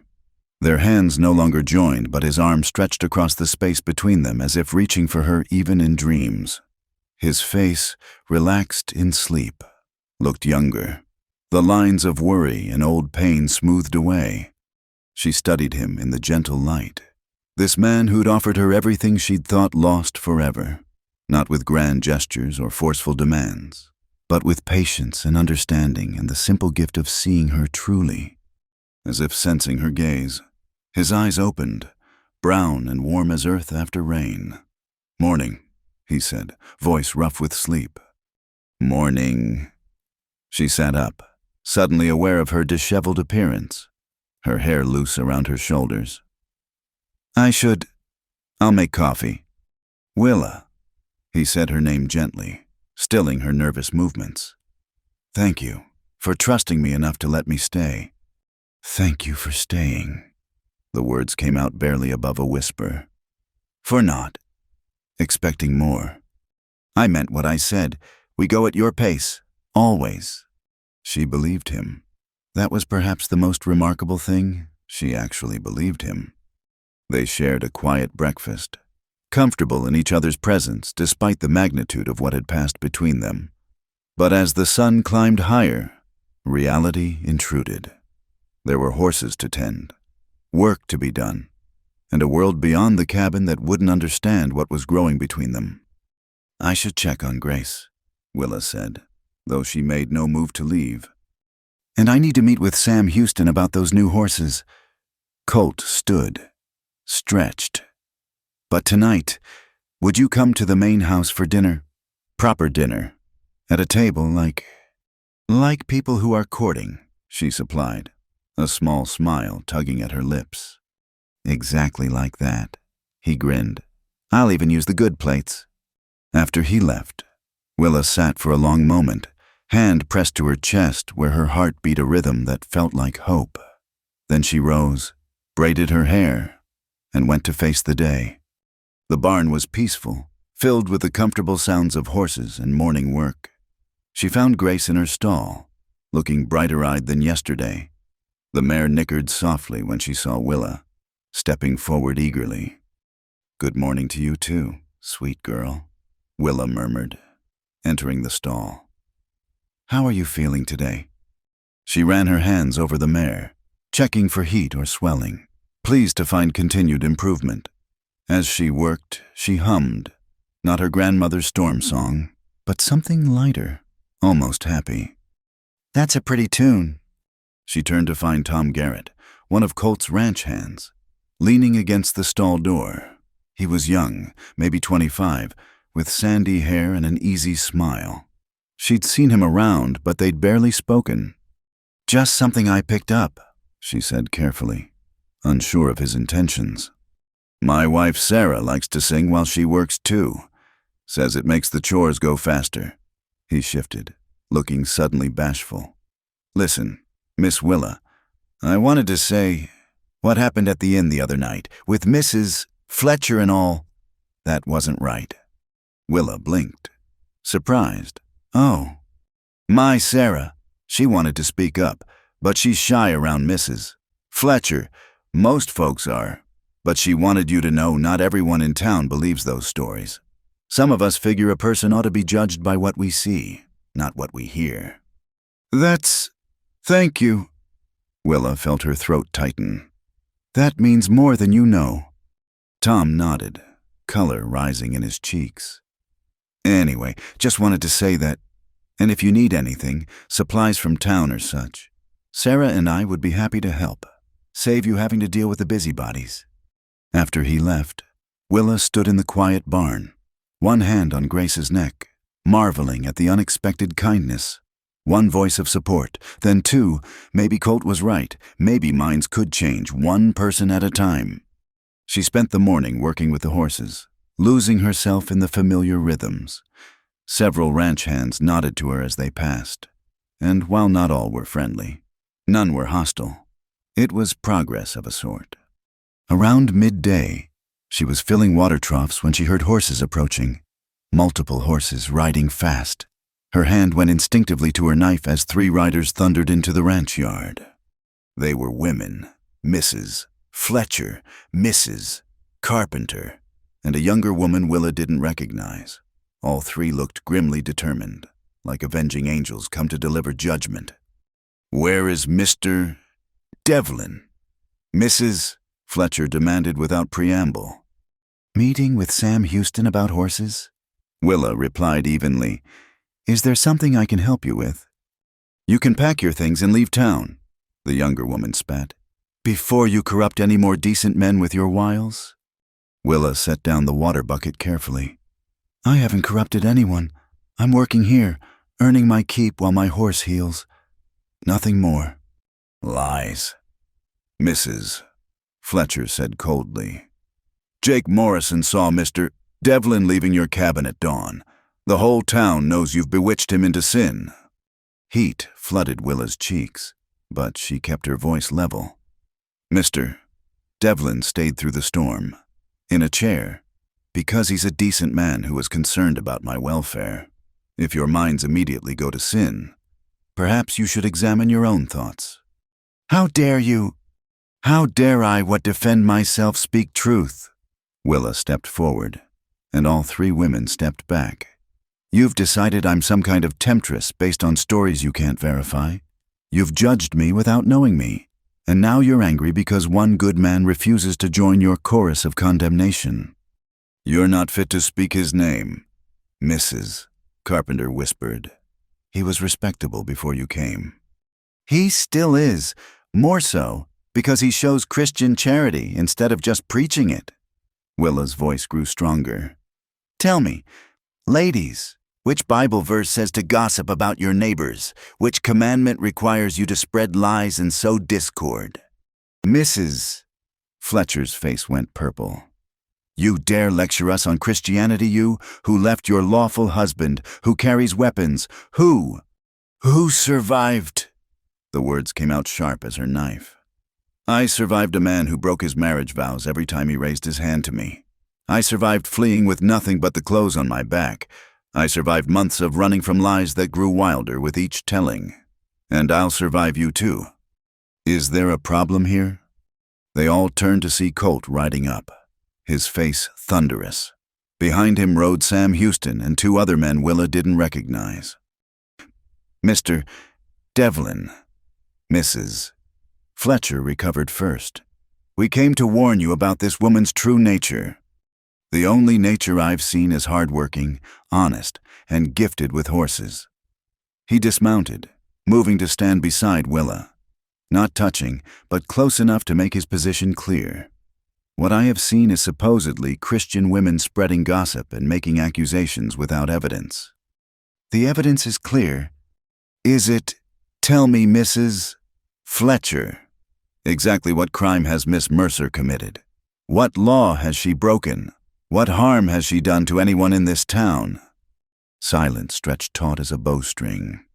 "She's disrupted the peace," the younger woman ventured. "No," Sam Houston spoke up, surprising everyone. "If anyone's disrupting the peace, it's folks who ride onto a man's property uninvited to harass his employees. That's trespassing where I come from. Samuel Houston, you stay out of this." "Mrs. Fletcher snapped. "Can't do that. Prudence. Not when you're attacking a woman who helped birth my prize mare's foal just 2 days ago. Did it with more skill than most veterinarians I've seen." He looked at Willa with respect. "That foal might not have made it without her. That makes her good people in my book." "Mine, too," said one of the other men. "Saw her working with that scared mare yesterday. Never seen anything like it. Gift from God, that kind of understanding." Mrs. Fletcher looked around. realizing she was losing ground. "You'll regret this," she said finally. "All of you. When she shows her true colors. When scandal comes to this town." "The only scandal I see is 3 grown women with nothing better to do than persecute a stranger," Colt said quietly. "Now, I'll ask you to leave my property. Politely, this first time. Next time I won't be so courteous." The women left in a flurry of indignation and dust after they were gone. Sam Houston chuckled. "Well, that was more entertainment than I expected with my horse trading." "Miss Mercer," said the man who'd spoken up about the mare. "I'm Robert Daniels. I raise horses up north. If you ever need work, I'd hire you in a heartbeat. Anyone who can gentle a horse the way you do is worth their weight in gold." "Thank you," Willa managed, overwhelmed by the unexpected support. After the men concluded their business and left, Colt found her sitting on a hay bale in the barn, shoulders shaking. He knelt before her, concerned. "Willa, are you hurt? Did they say something?" She looked up, and he saw she was crying, but also laughing. "I'm not hurt. I don't know what I am. Amazed. Maybe Tom Garrett spoke kindly to me this morning. Sam Houston defended me. A stranger offered me work." She wiped her eyes. "I've gotten so used to facing hostility alone that I don't know what to do with support." He took her hands in his. "Get used to it, because you're not alone anymore. Not if I have anything to say about it. They'll be back, Mrs. Fletcher won't give up easily. Let them come. We'll face them together." He squeezed her hands gently. "Besides, did you see her face when you quoted scripture at her? I thought she might faint." That startled another laugh from her. "That was probably unwise. I just get so tired of people using faith as a weapon.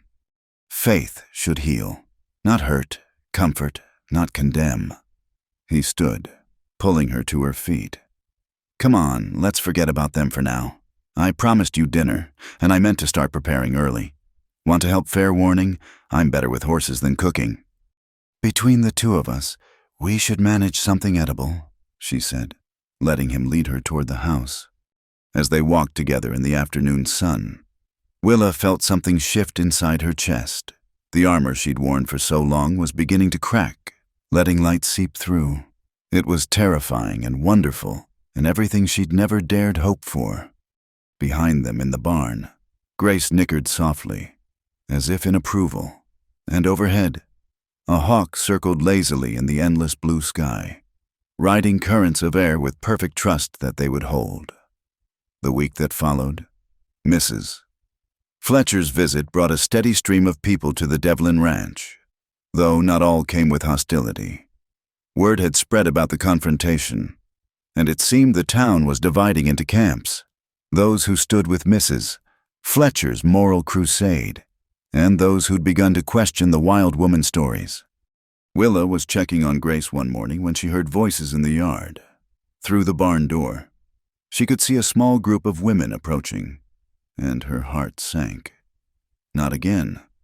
But as they drew closer, she realized these faces were different, younger, less rigid with righteousness. One woman carried a basket, another held a small child by the hand. "Miss Mercer," the woman with the basket stepped forward hesitantly. "I'm Sarah Garrett, Tom's wife. He said I should come introduce myself." "Mrs. Garrett," Willa came out of the barn, wiping her hands on her work apron. "Tom spoke of you kindly. Please, call me Sarah." She smiled, nervous but genuine. "I brought some fresh bread. Thought you might enjoy it. And this is Mary Morrison, Jake's daughter, but nothing like her father and Emma Hartley." Mary Morrison was perhaps 19, with rebellious eyes that reminded Willa of herself at that age. "I'm sorry about my PA," she said bluntly. "He's a fool who believes whatever he's told, long as it makes him feel superior." "Mary," Sarah gasped, but Emma Hartley laughed. "She's not wrong," Emma said. She was older, maybe 40, with the laugh lines around kind eyes. "I run the schoolhouse. Miss Mercer?" I've found that those who shout loudest about morality often have the most to hide. Willa felt off balance, uncertain how to respond to unexpected kindness. Would you like to come in? I could make tea." They accepted, following her to the cabin, as Willa prepared tea with hands that only shook slightly. Sarah's little boy toddled around exploring, and the women chatted easily among themselves. "My husband fought in the war," Emma was saying. "Came back different, angry at the world. Took him 3 years to find his way back to the man I married. I learned not to judge people going through hard times." "Mrs. Fletcher says she's dangerous," Mary said, then looked directly at Willa. "But you don't look dangerous to me. You look tired and sad, like my cousin after her husband died." "Mary has no filter," Sarah apologized. "We're working on it." "No, it's refreshing." Willa set cups on the table. "I prefer honest words to hidden whispers." They spent an hour talking about horses, about the town, about everything except the stories that had preceded Willa's arrival. When Sarah mentioned needing fabric for a new dress, Willa found herself offering advice about merchants in the last town she'd passed through. When Emma complained about her students' restlessness, Willa suggested teaching them outside on nice days, the way her grandmother had taught her. It felt almost normal, almost like belonging. As they prepared to leave, Emma paused at the door. "There's a barn dance next Saturday. Nothing fancy, just neighbors gathering to forget their troubles for a while. You should come, both you and Mr. Devlin." "I don't think—" "Think about it," Sarah interrupted gently. "Not everyone in town listens to Prudence Fletcher. Some of us would like to make up our own minds." After they left, Willa sat on her porch, watching dust motes dance in the afternoon sun. The visit had cracked something open inside her, a possibility she'd thought dead. Not just Colt's acceptance, but a community, friends, the kind of life she'd dreamed of before Thomas, before the running. "You look thoughtful." She glanced up to find Colt approaching, leading Eclipse, the young stallion she'd been working with. "Some women came to visit," she said, "not to condemn, to welcome." His face lit up. "That's wonderful. Who?" She told him about the visit, about the invitation to the barn dance. His expression grew carefully neutral when she mentioned that last part. "You don't want to go," she said, reading his hesitation. "I want what you want, but Willa—" He tied Eclipse to the fence and sat beside her on the porch. "A barn dance means the whole town. Dancing means touching in public. It's a statement, one that can't be taken back. Are you ashamed to be seen with me?" "No." The word came fierce and immediate. "Never. I'm proud to know you, to stand beside you, but I want to be sure you're ready for what it might bring." She was quiet for a moment, watching Eclipse nose at the water trough. "All my life, I've let fear decide my path. Fear of Thomas, fear of the stories, fear of judgment. But sitting with those women today, laughing with them, I remembered who I used to be, who I could still be. Maybe. So we go. We go, and we dance, and let them all see that the wild woman is just a woman who wants what everyone wants. A place to belong, someone to belong with." Colt took her hand, brought it to his lips. "Then we'll give them something better to talk about than old stories." The rest of the week passed in a blur of preparation. Sarah returned with 2 other women to help Willa alter one of her dresses for the dance. The cabin filled with laughter and conversation as they worked, and Willa found herself sharing stories of her grandmother, even teaching them the storm song. "You have a beautiful voice," Emma said after Willa demonstrated the melody. "You should sing at the dance." "Oh no, I couldn't." "Why not? Lord knows we could use something different than Frank Henderson's fiddle playing. Man has enthusiasm, but no ear for tune." They laughed, and Willa felt another piece of armor fall away. The night of the dance arrived clear and cool. Willa stood before her small mirror, hardly recognizing herself. The altered dress, her one good dress, carefully preserved through months of travel, fit properly now, its deep blue fabric complementing her coloring. Sarah had helped pin her hair up, leaving a few tendrils to frame her face. "You're beautiful." She turned to find Colt in her doorway, dressed in his best clothes, black pants, white shirt, string tie. He'd trimmed his hair and shaved carefully, and the sight of him made her heart stutter. "So are you," she said, then blushed. "I mean, handsome. You're handsome." He grinned. "I knew what you meant." "Ready?" "No." She took a deep breath. "But I'm going anyway." The Morrison barn was already full when they arrived, lanterns casting warm light over the gathered crowd. Conversation stuttered and stopped as they entered together, all eyes turning to stare.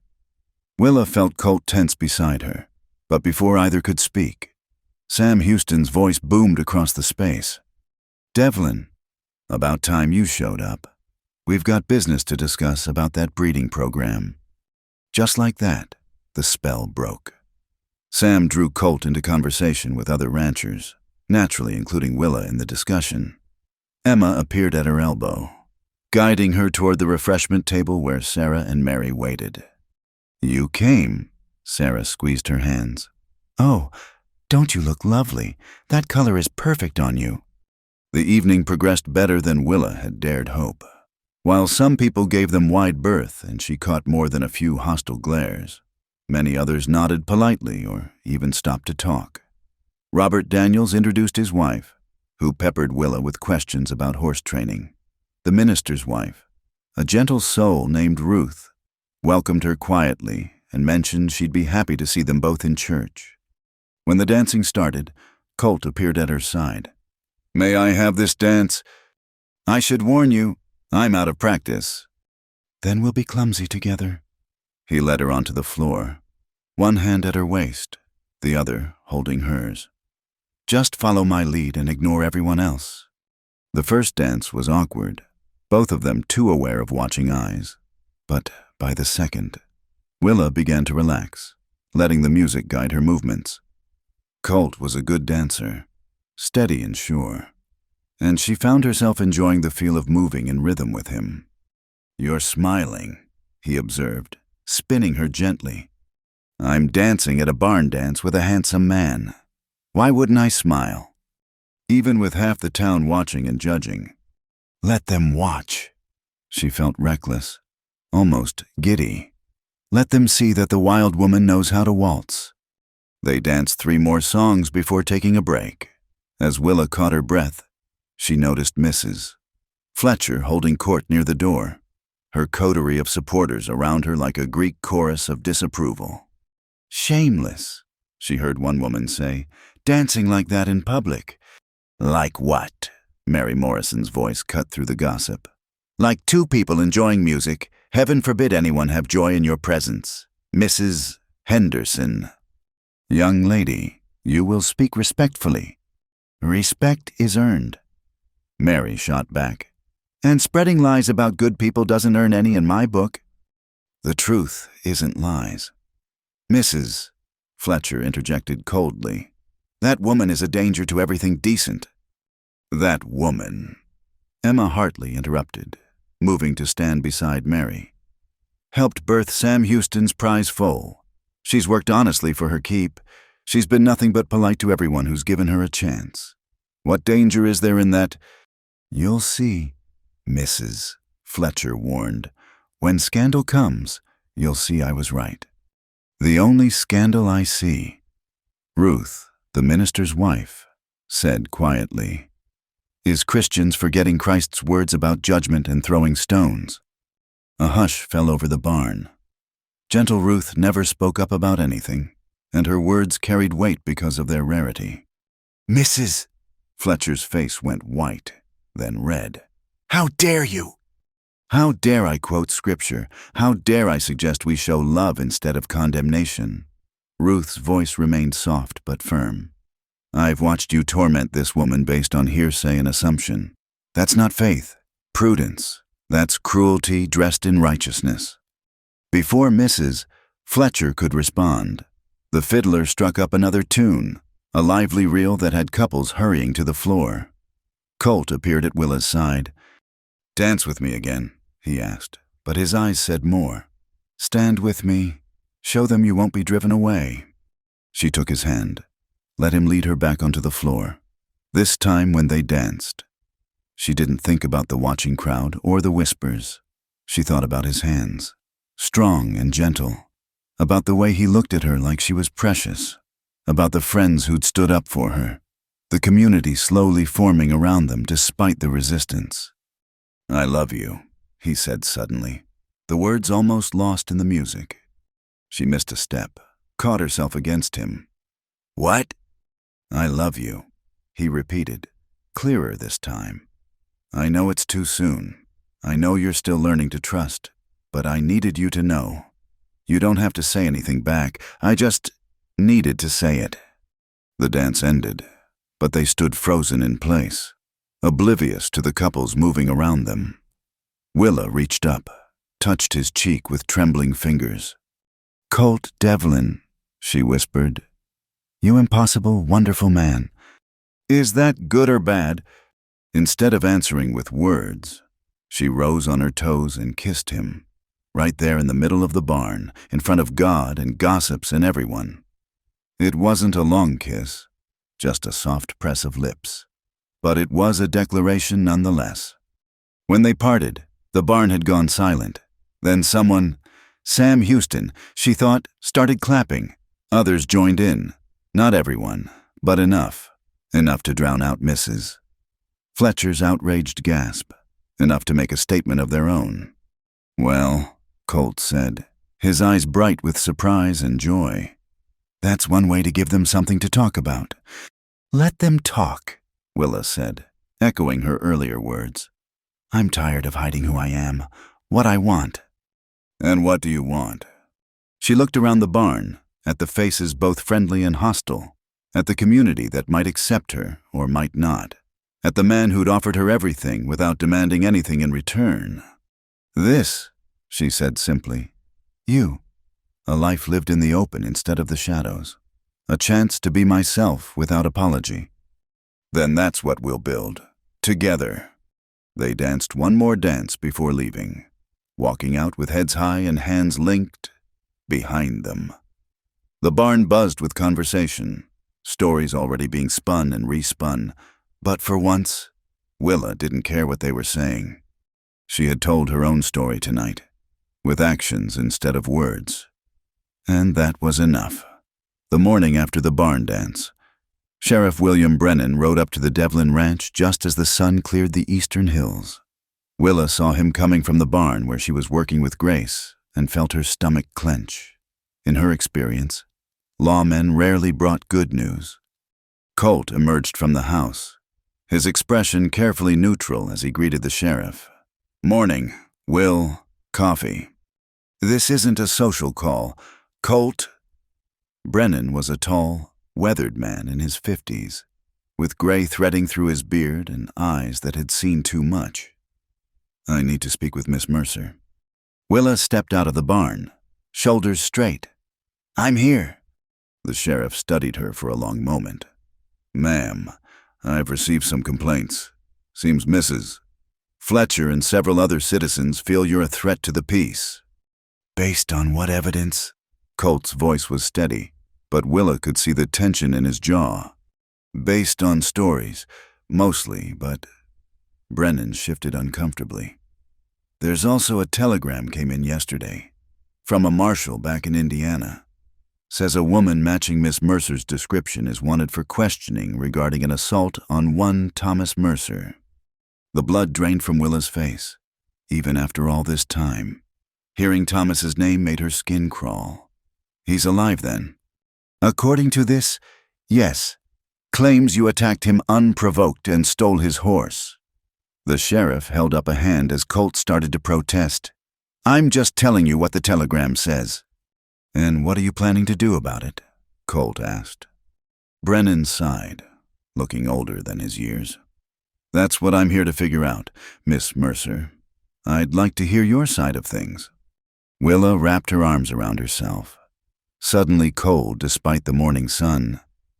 "Inside," she asked. "This isn't a story for open air."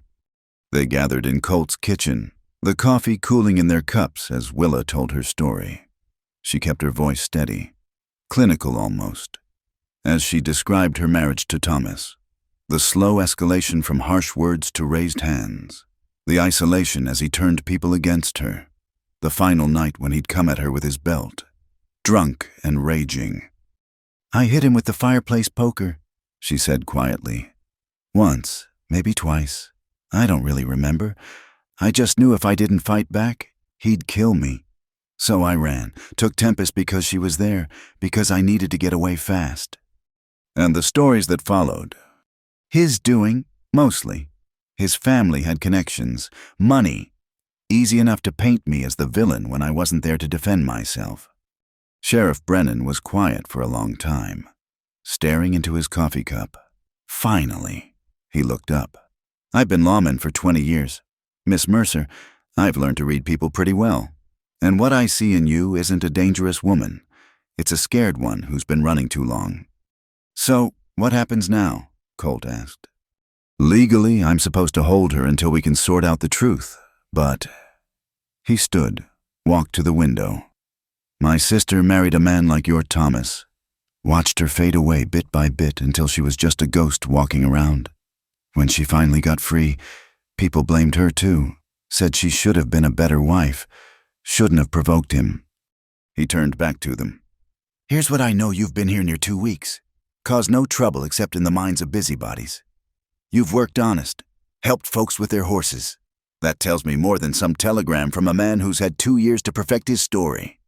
"Well," Colt started. "I'm not finished." Brennan's voice grew firm. "But I also can't ignore this completely. Mrs. Fletcher's already talking about writing the territorial governor, claiming I'm not doing my job. So here's what we're going to do."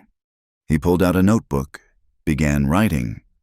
"I'm going to wire back to Indiana, ask for more details, specific dates, witnesses, evidence. That'll take time. Meanwhile, Miss Mercer, you'll give me your word you won't leave town without telling me." "I give my word," Willa said immediately. "Good.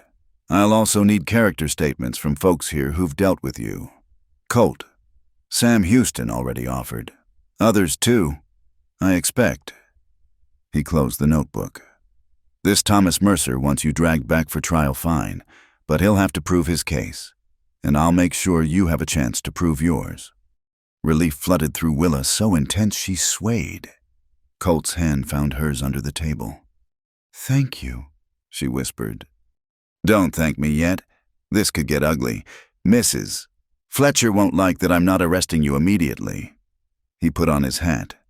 "But I took an oath to uphold justice, not gossip. We'll see this through proper..." After he left, Willa sat at the table, staring at their joined hands. "He'll come," she said quietly.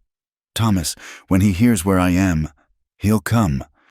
Then we'll face him, together. You don't understand. He's persuasive, charming when he wants to be. He'll make people believe." "Hey." Colt moved his chair closer, cupped her face gently. "Look at me. I know who you are. The town's starting to know too. His words can't change what we've seen with our own eyes. What if Sheriff Brennan has to arrest me? What if Then I'll hire the best lawyer in the territory. I'll stand by you every step." His thumbs brushed away tears she hadn't realized were falling. "You're not alone anymore. Remember?" She leaned into his touch, drawing strength from his certainty. "I'm scared. I know, but courage isn't about not feeling fear. It's about facing it anyway." Word of the sheriff's visit spread quickly. By afternoon, the ranch had a steady stream of visitors. Some came to gawk, but more came to offer support. Emma Hartley brought a fresh-baked pie and a fierce hug. Sarah Garrett arrived with several other women, all offering to write character statements. "That man sounds like my first husband," one older woman said bluntly. "Mean as a snake and twice as twisted. You did right to run, girl." Even Robert Daniels rode over from his ranch. Heard there might be legal trouble brewing. Want you to know my offer of employment stands, and I'll say so to anyone who asks." But not all visitors were supportive. Mrs. Fletcher arrived with her usual coterie, radiating righteous indignation. "Sheriff Brennan has lost his mind," she announced. "Refusing to arrest a known criminal I've already written to the governor." "Based on what evidence?" Emma asked coolly. "The word of her lawful husband." "Former husband," Willa corrected quietly. "And his word is lies." "So you say, but why should we believe you over him?" "Because she's here where we can judge her actions." Ruth, the minister's wife, said unexpectedly, "He's hundreds of miles away spreading stories. Which carries more weight, what we've seen or what he claims?" The argument might have escalated, but Sam Houston chose that moment to ride up with several other ranchers. "Afternoon, ladies," he said pleasantly, though his eyes were hard. "Just coming to offer Miss Mercer our support. Seems like she's got enough folks standing with her that the law will see clear to the truth." "Mrs." Fletcher looked around, realizing she was outnumbered. "You'll regret this," she said coldly. "All of you. When the truth comes out—" "The truth is out," Mary Morrison interrupted, having arrived with her mother.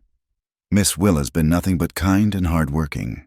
If some man says different from miles away, maybe we should question his motives instead of hers." "You're all fools." "Mrs." Fletcher spat, but she was already retreating. "Don't come crying to me when scandal ruins this town." After the crowd dispersed, Willa found herself alone with Colt in the barn. She was brushing Tempest, trying to calm her churning thoughts, when he came up behind her. "How are you holding up?" "I don't know," she admitted. "Grateful, terrified, amazed that people are standing by me." "You've earned it. With your actions, your character, people see the truth when they look close enough." She set down the brush, turned to face him. "What if Thomas comes? What if he brings others, tells his stories in person? He can be very convincing. Then we'll deal with it. But Willa—" He took her hands. "You're not the same woman who ran 2 years ago. You're stronger now. And you're not facing him alone. I couldn't bear it if he hurt you, or if the town turned on you because of me." "The town can think what it likes. As for hurting me—" His smile was grim. "I've faced Confederate cavalry charges. One bitter man doesn't scare me." "He should. He's dangerous when crossed." "So am I."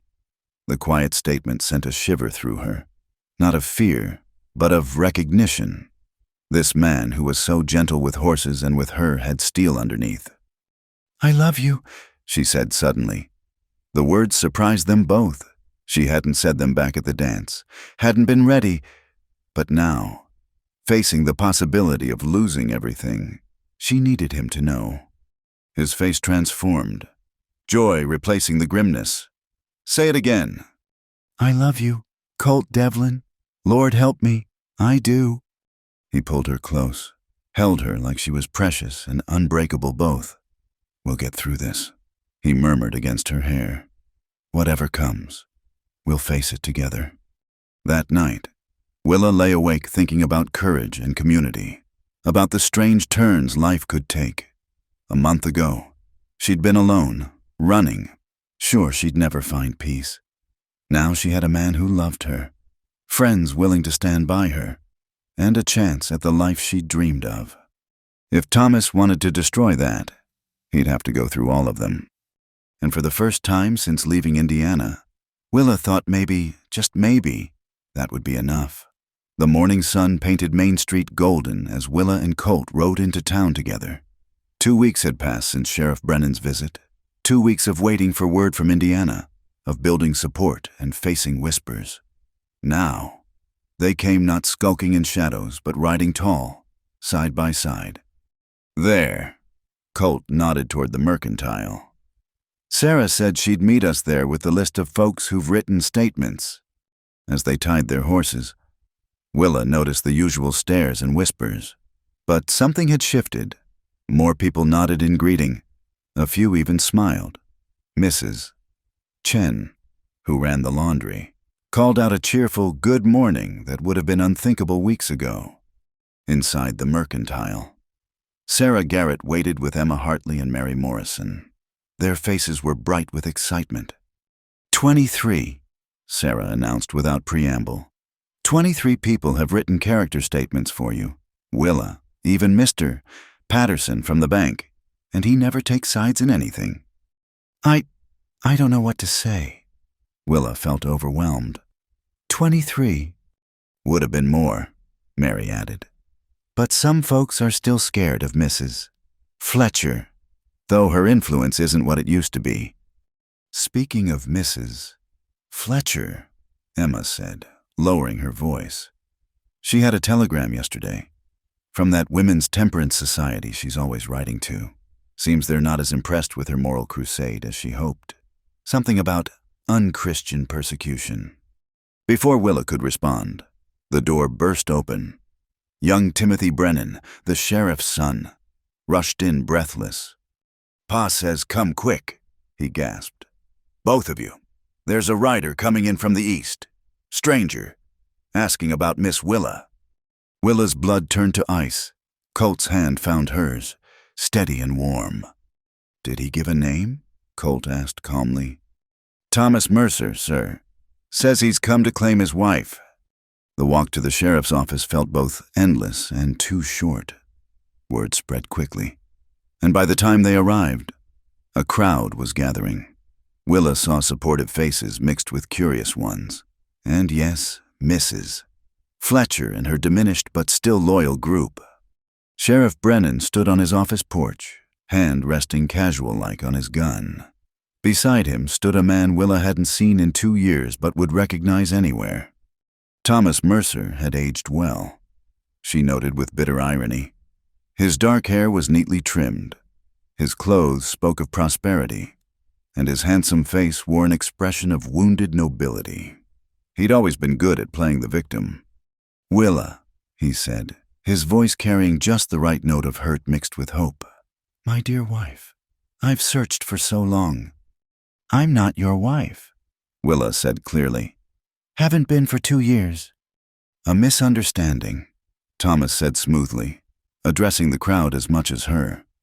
"My poor Willa has episodes, delusions. She becomes frightened, runs away. I've followed her across 3 territories, trying to bring her home for proper care." "Liar."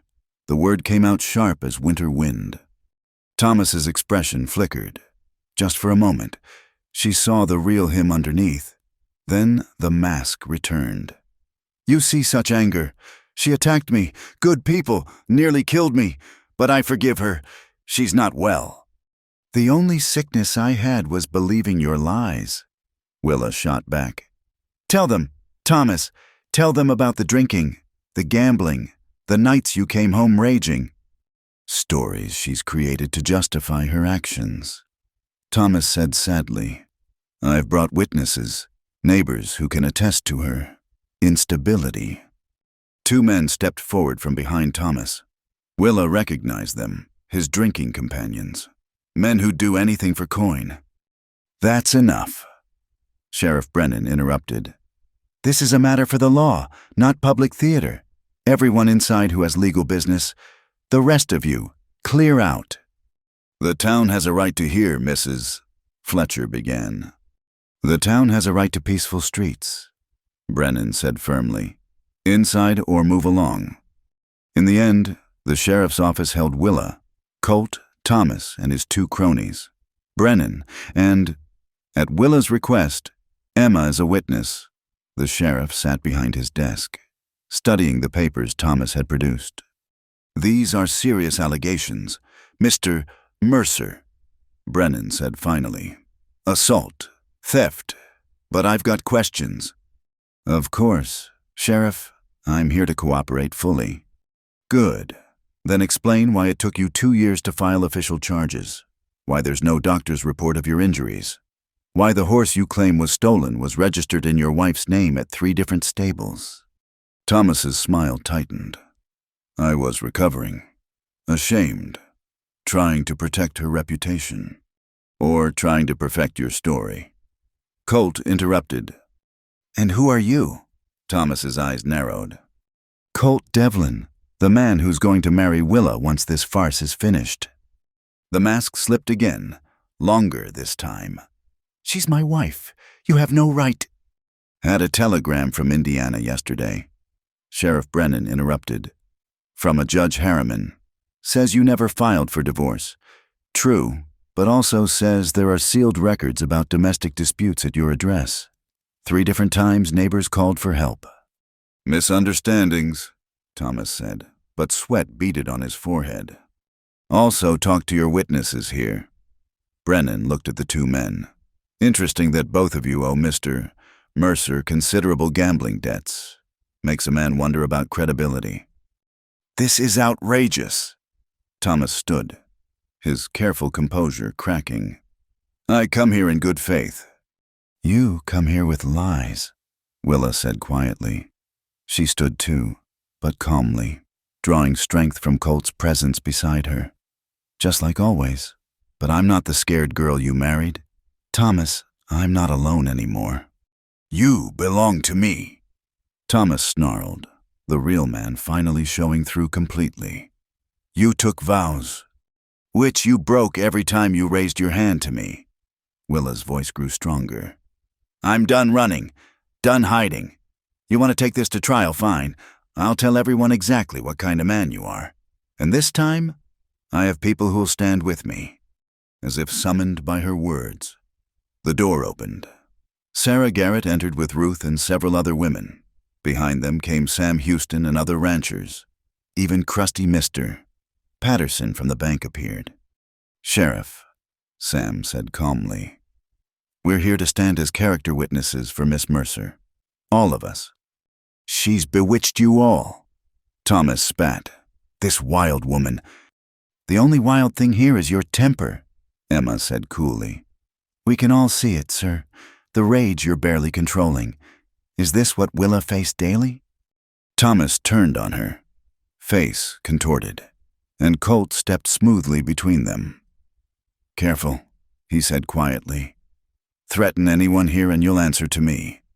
For a moment, violence hung in the air like smoke. Then Sheriff Brennan stood, hand on his gun. Mr. Mercer, I've heard enough. You've provided no credible evidence of assault or theft. What you have shown is a temperament that supports Miss Mercer's account." He gathered the papers, handed them back. "I suggest you return to Indiana. Any further harassment, and I'll arrest you for disturbing the peace." "This isn't over," Thomas hissed. "She's mine." "No," Willa said firmly. "I'm mine. I belong to myself, and I choose to stay here. Choose to build a life with people who value me. You have no power here. Thomas, not anymore." Thomas looked around the room at the sheriff's stern face, Colt's protective stance, the crowd of supporters. For the first time, uncertainty flickered in his eyes. "You'll regret this," he said finally. "All of you. The only regret in this room is that Willa wasted years with you," Ruth said quietly. "Go home, Mr. Mercer. Find peace with yourself before you destroy more lives." Thomas left with his witnesses, but not before casting one last venomous look at Willa. Through the window, they watched him ride out, kicking his horse harder than necessary. "He'll be back," Willa said softly. "No," Sheriff Brennan said. "He won't. I'm wiring every lawman between here and Indiana. He shows his face again. He'll be arrested. Man revealed his true nature today. Everyone saw it." The crowd began to disperse, each person stopping to offer Willa support or encouragement. Even some who'd been uncertain before seemed convinced by Thomas's display of barely controlled rage. Finally, only Willa and Colt remained with the sheriff. "Thank you," Willa said simply. Brennan smiled. "Just doing my job. Though I admit it's satisfying when justice and what's right line up so clear." He pulled out a paper. "Speaking of which, Judge Harriman included something else in his telegram." Seems Indiana passed a law last year. Abandonment for over 18 months is grounds for automatic divorce. You're free, Miss Mercer, legally and officially. Willa swayed, and Colt's arm came around her. Free. The word seemed impossible. Too good to be true. They walked out into sunshine that seemed brighter than before. The crowd had dispersed, but evidence of support remained. Sarah waved from the mercantile. Sam Houston tipped his hat from across the street. Even Mrs. Chen called out congratulations in accented English. It's over, Willa breathed. It's really over. No, Colt corrected gently. It's beginning. Our life, our future, everything we talked about, it can all be real now. They stood in the middle of Main Street, in full view of anyone who cared to look. Willa gazed up at him, this man who'd seen her true self and chosen to stand beside her anyway. That night in the cabin, I asked what you wanted from me, she said. Do you remember what you answered? Every word. You said you wanted me to feel cherished instead of criticized, safe instead of scared. She reached up, touched his face. You've given me all of that and more. You've given me myself back. You did that yourself. I just provided a safe place to remember who you are. I love you, she said, not caring who heard. I love you, and I want all of it. The ranch, the horses, the garden with vegetables and flowers, children with dirty faces, a life lived in daylight instead of shadow. Then marry me, he said immediately. Not someday, soon. Let's stop waiting for life to happen and start living it. Yes. The word came out laughing and crying at once. Yes, of course, yes. He kissed her there on Main Street. And this time no one gasped in scandal. Instead, she heard applause, cheers, Mary Morrison's rebel whoop of joy. When they finally pulled apart, Willa saw Mrs. Fletcher watching from her porch, face pinched with disapproval. But she was alone. Even her faithful followers had drifted away. Let her watch, Willa said. Let her see that love wins over hate, that truth defeats lies, that wild women are just women who refuse to be tamed by others' expectations. They rode back to the ranch together, but stopped at the hill overlooking the valley. The land stretched out before them, golden in afternoon light, full of possibility. Home, Colt said simply. Home. Willa agreed. She thought of Grace in her stall, learning to trust, of Hope, the foal she'd helped birth, of friends who'd become family, a town learning to look beyond stories to truth. My grandmother had a saying. She said, plant yourself where you can grow. I think she'd like it here. I think she'd like knowing you're happy, safe, loved. I am. Wonder filled her voice. For the first time in so long, I truly am. They sat there as the sun began its descent, painting the sky in shades of rose and gold. Tomorrow there would be wedding plans, ranch work, the daily business of building a life together. But tonight, they simply existed in the space between ending and beginning, between who they'd been and who they were becoming. No more running, Willa said softly. No more loneliness, Colt replied. In the barn below, horses called to each other as evening approached. Soon they'd need to head down, tend to chores, step fully into their new life. But for now, they remained on the hill. Two souls who'd found each other across miles and years of pain. Proof that sometimes the wild roads lead us exactly where we need to be. And in the distant town, stories were already changing, growing, becoming something new. The tale of the wild woman transformed into the story of a woman who'd found her courage, a man who'd offered sanctuary, and a love that bloomed like prairie flowers after rain, unexpected, resilient, and beautiful beyond measure. Thank you so much for listening to this Wild West love story. I'm curious to know where in the world you're enjoying these tales of the American frontier. Please share your location in the comments below so we can connect and exchange thoughts about the story. If you enjoyed Willa and Colt's journey, Please consider subscribing to Wild West Stories 1850 and hitting the like button. And don't forget to press the hype button to help this story reach more listeners who appreciate authentic tales of love and redemption in the Old West. Until next time, partners.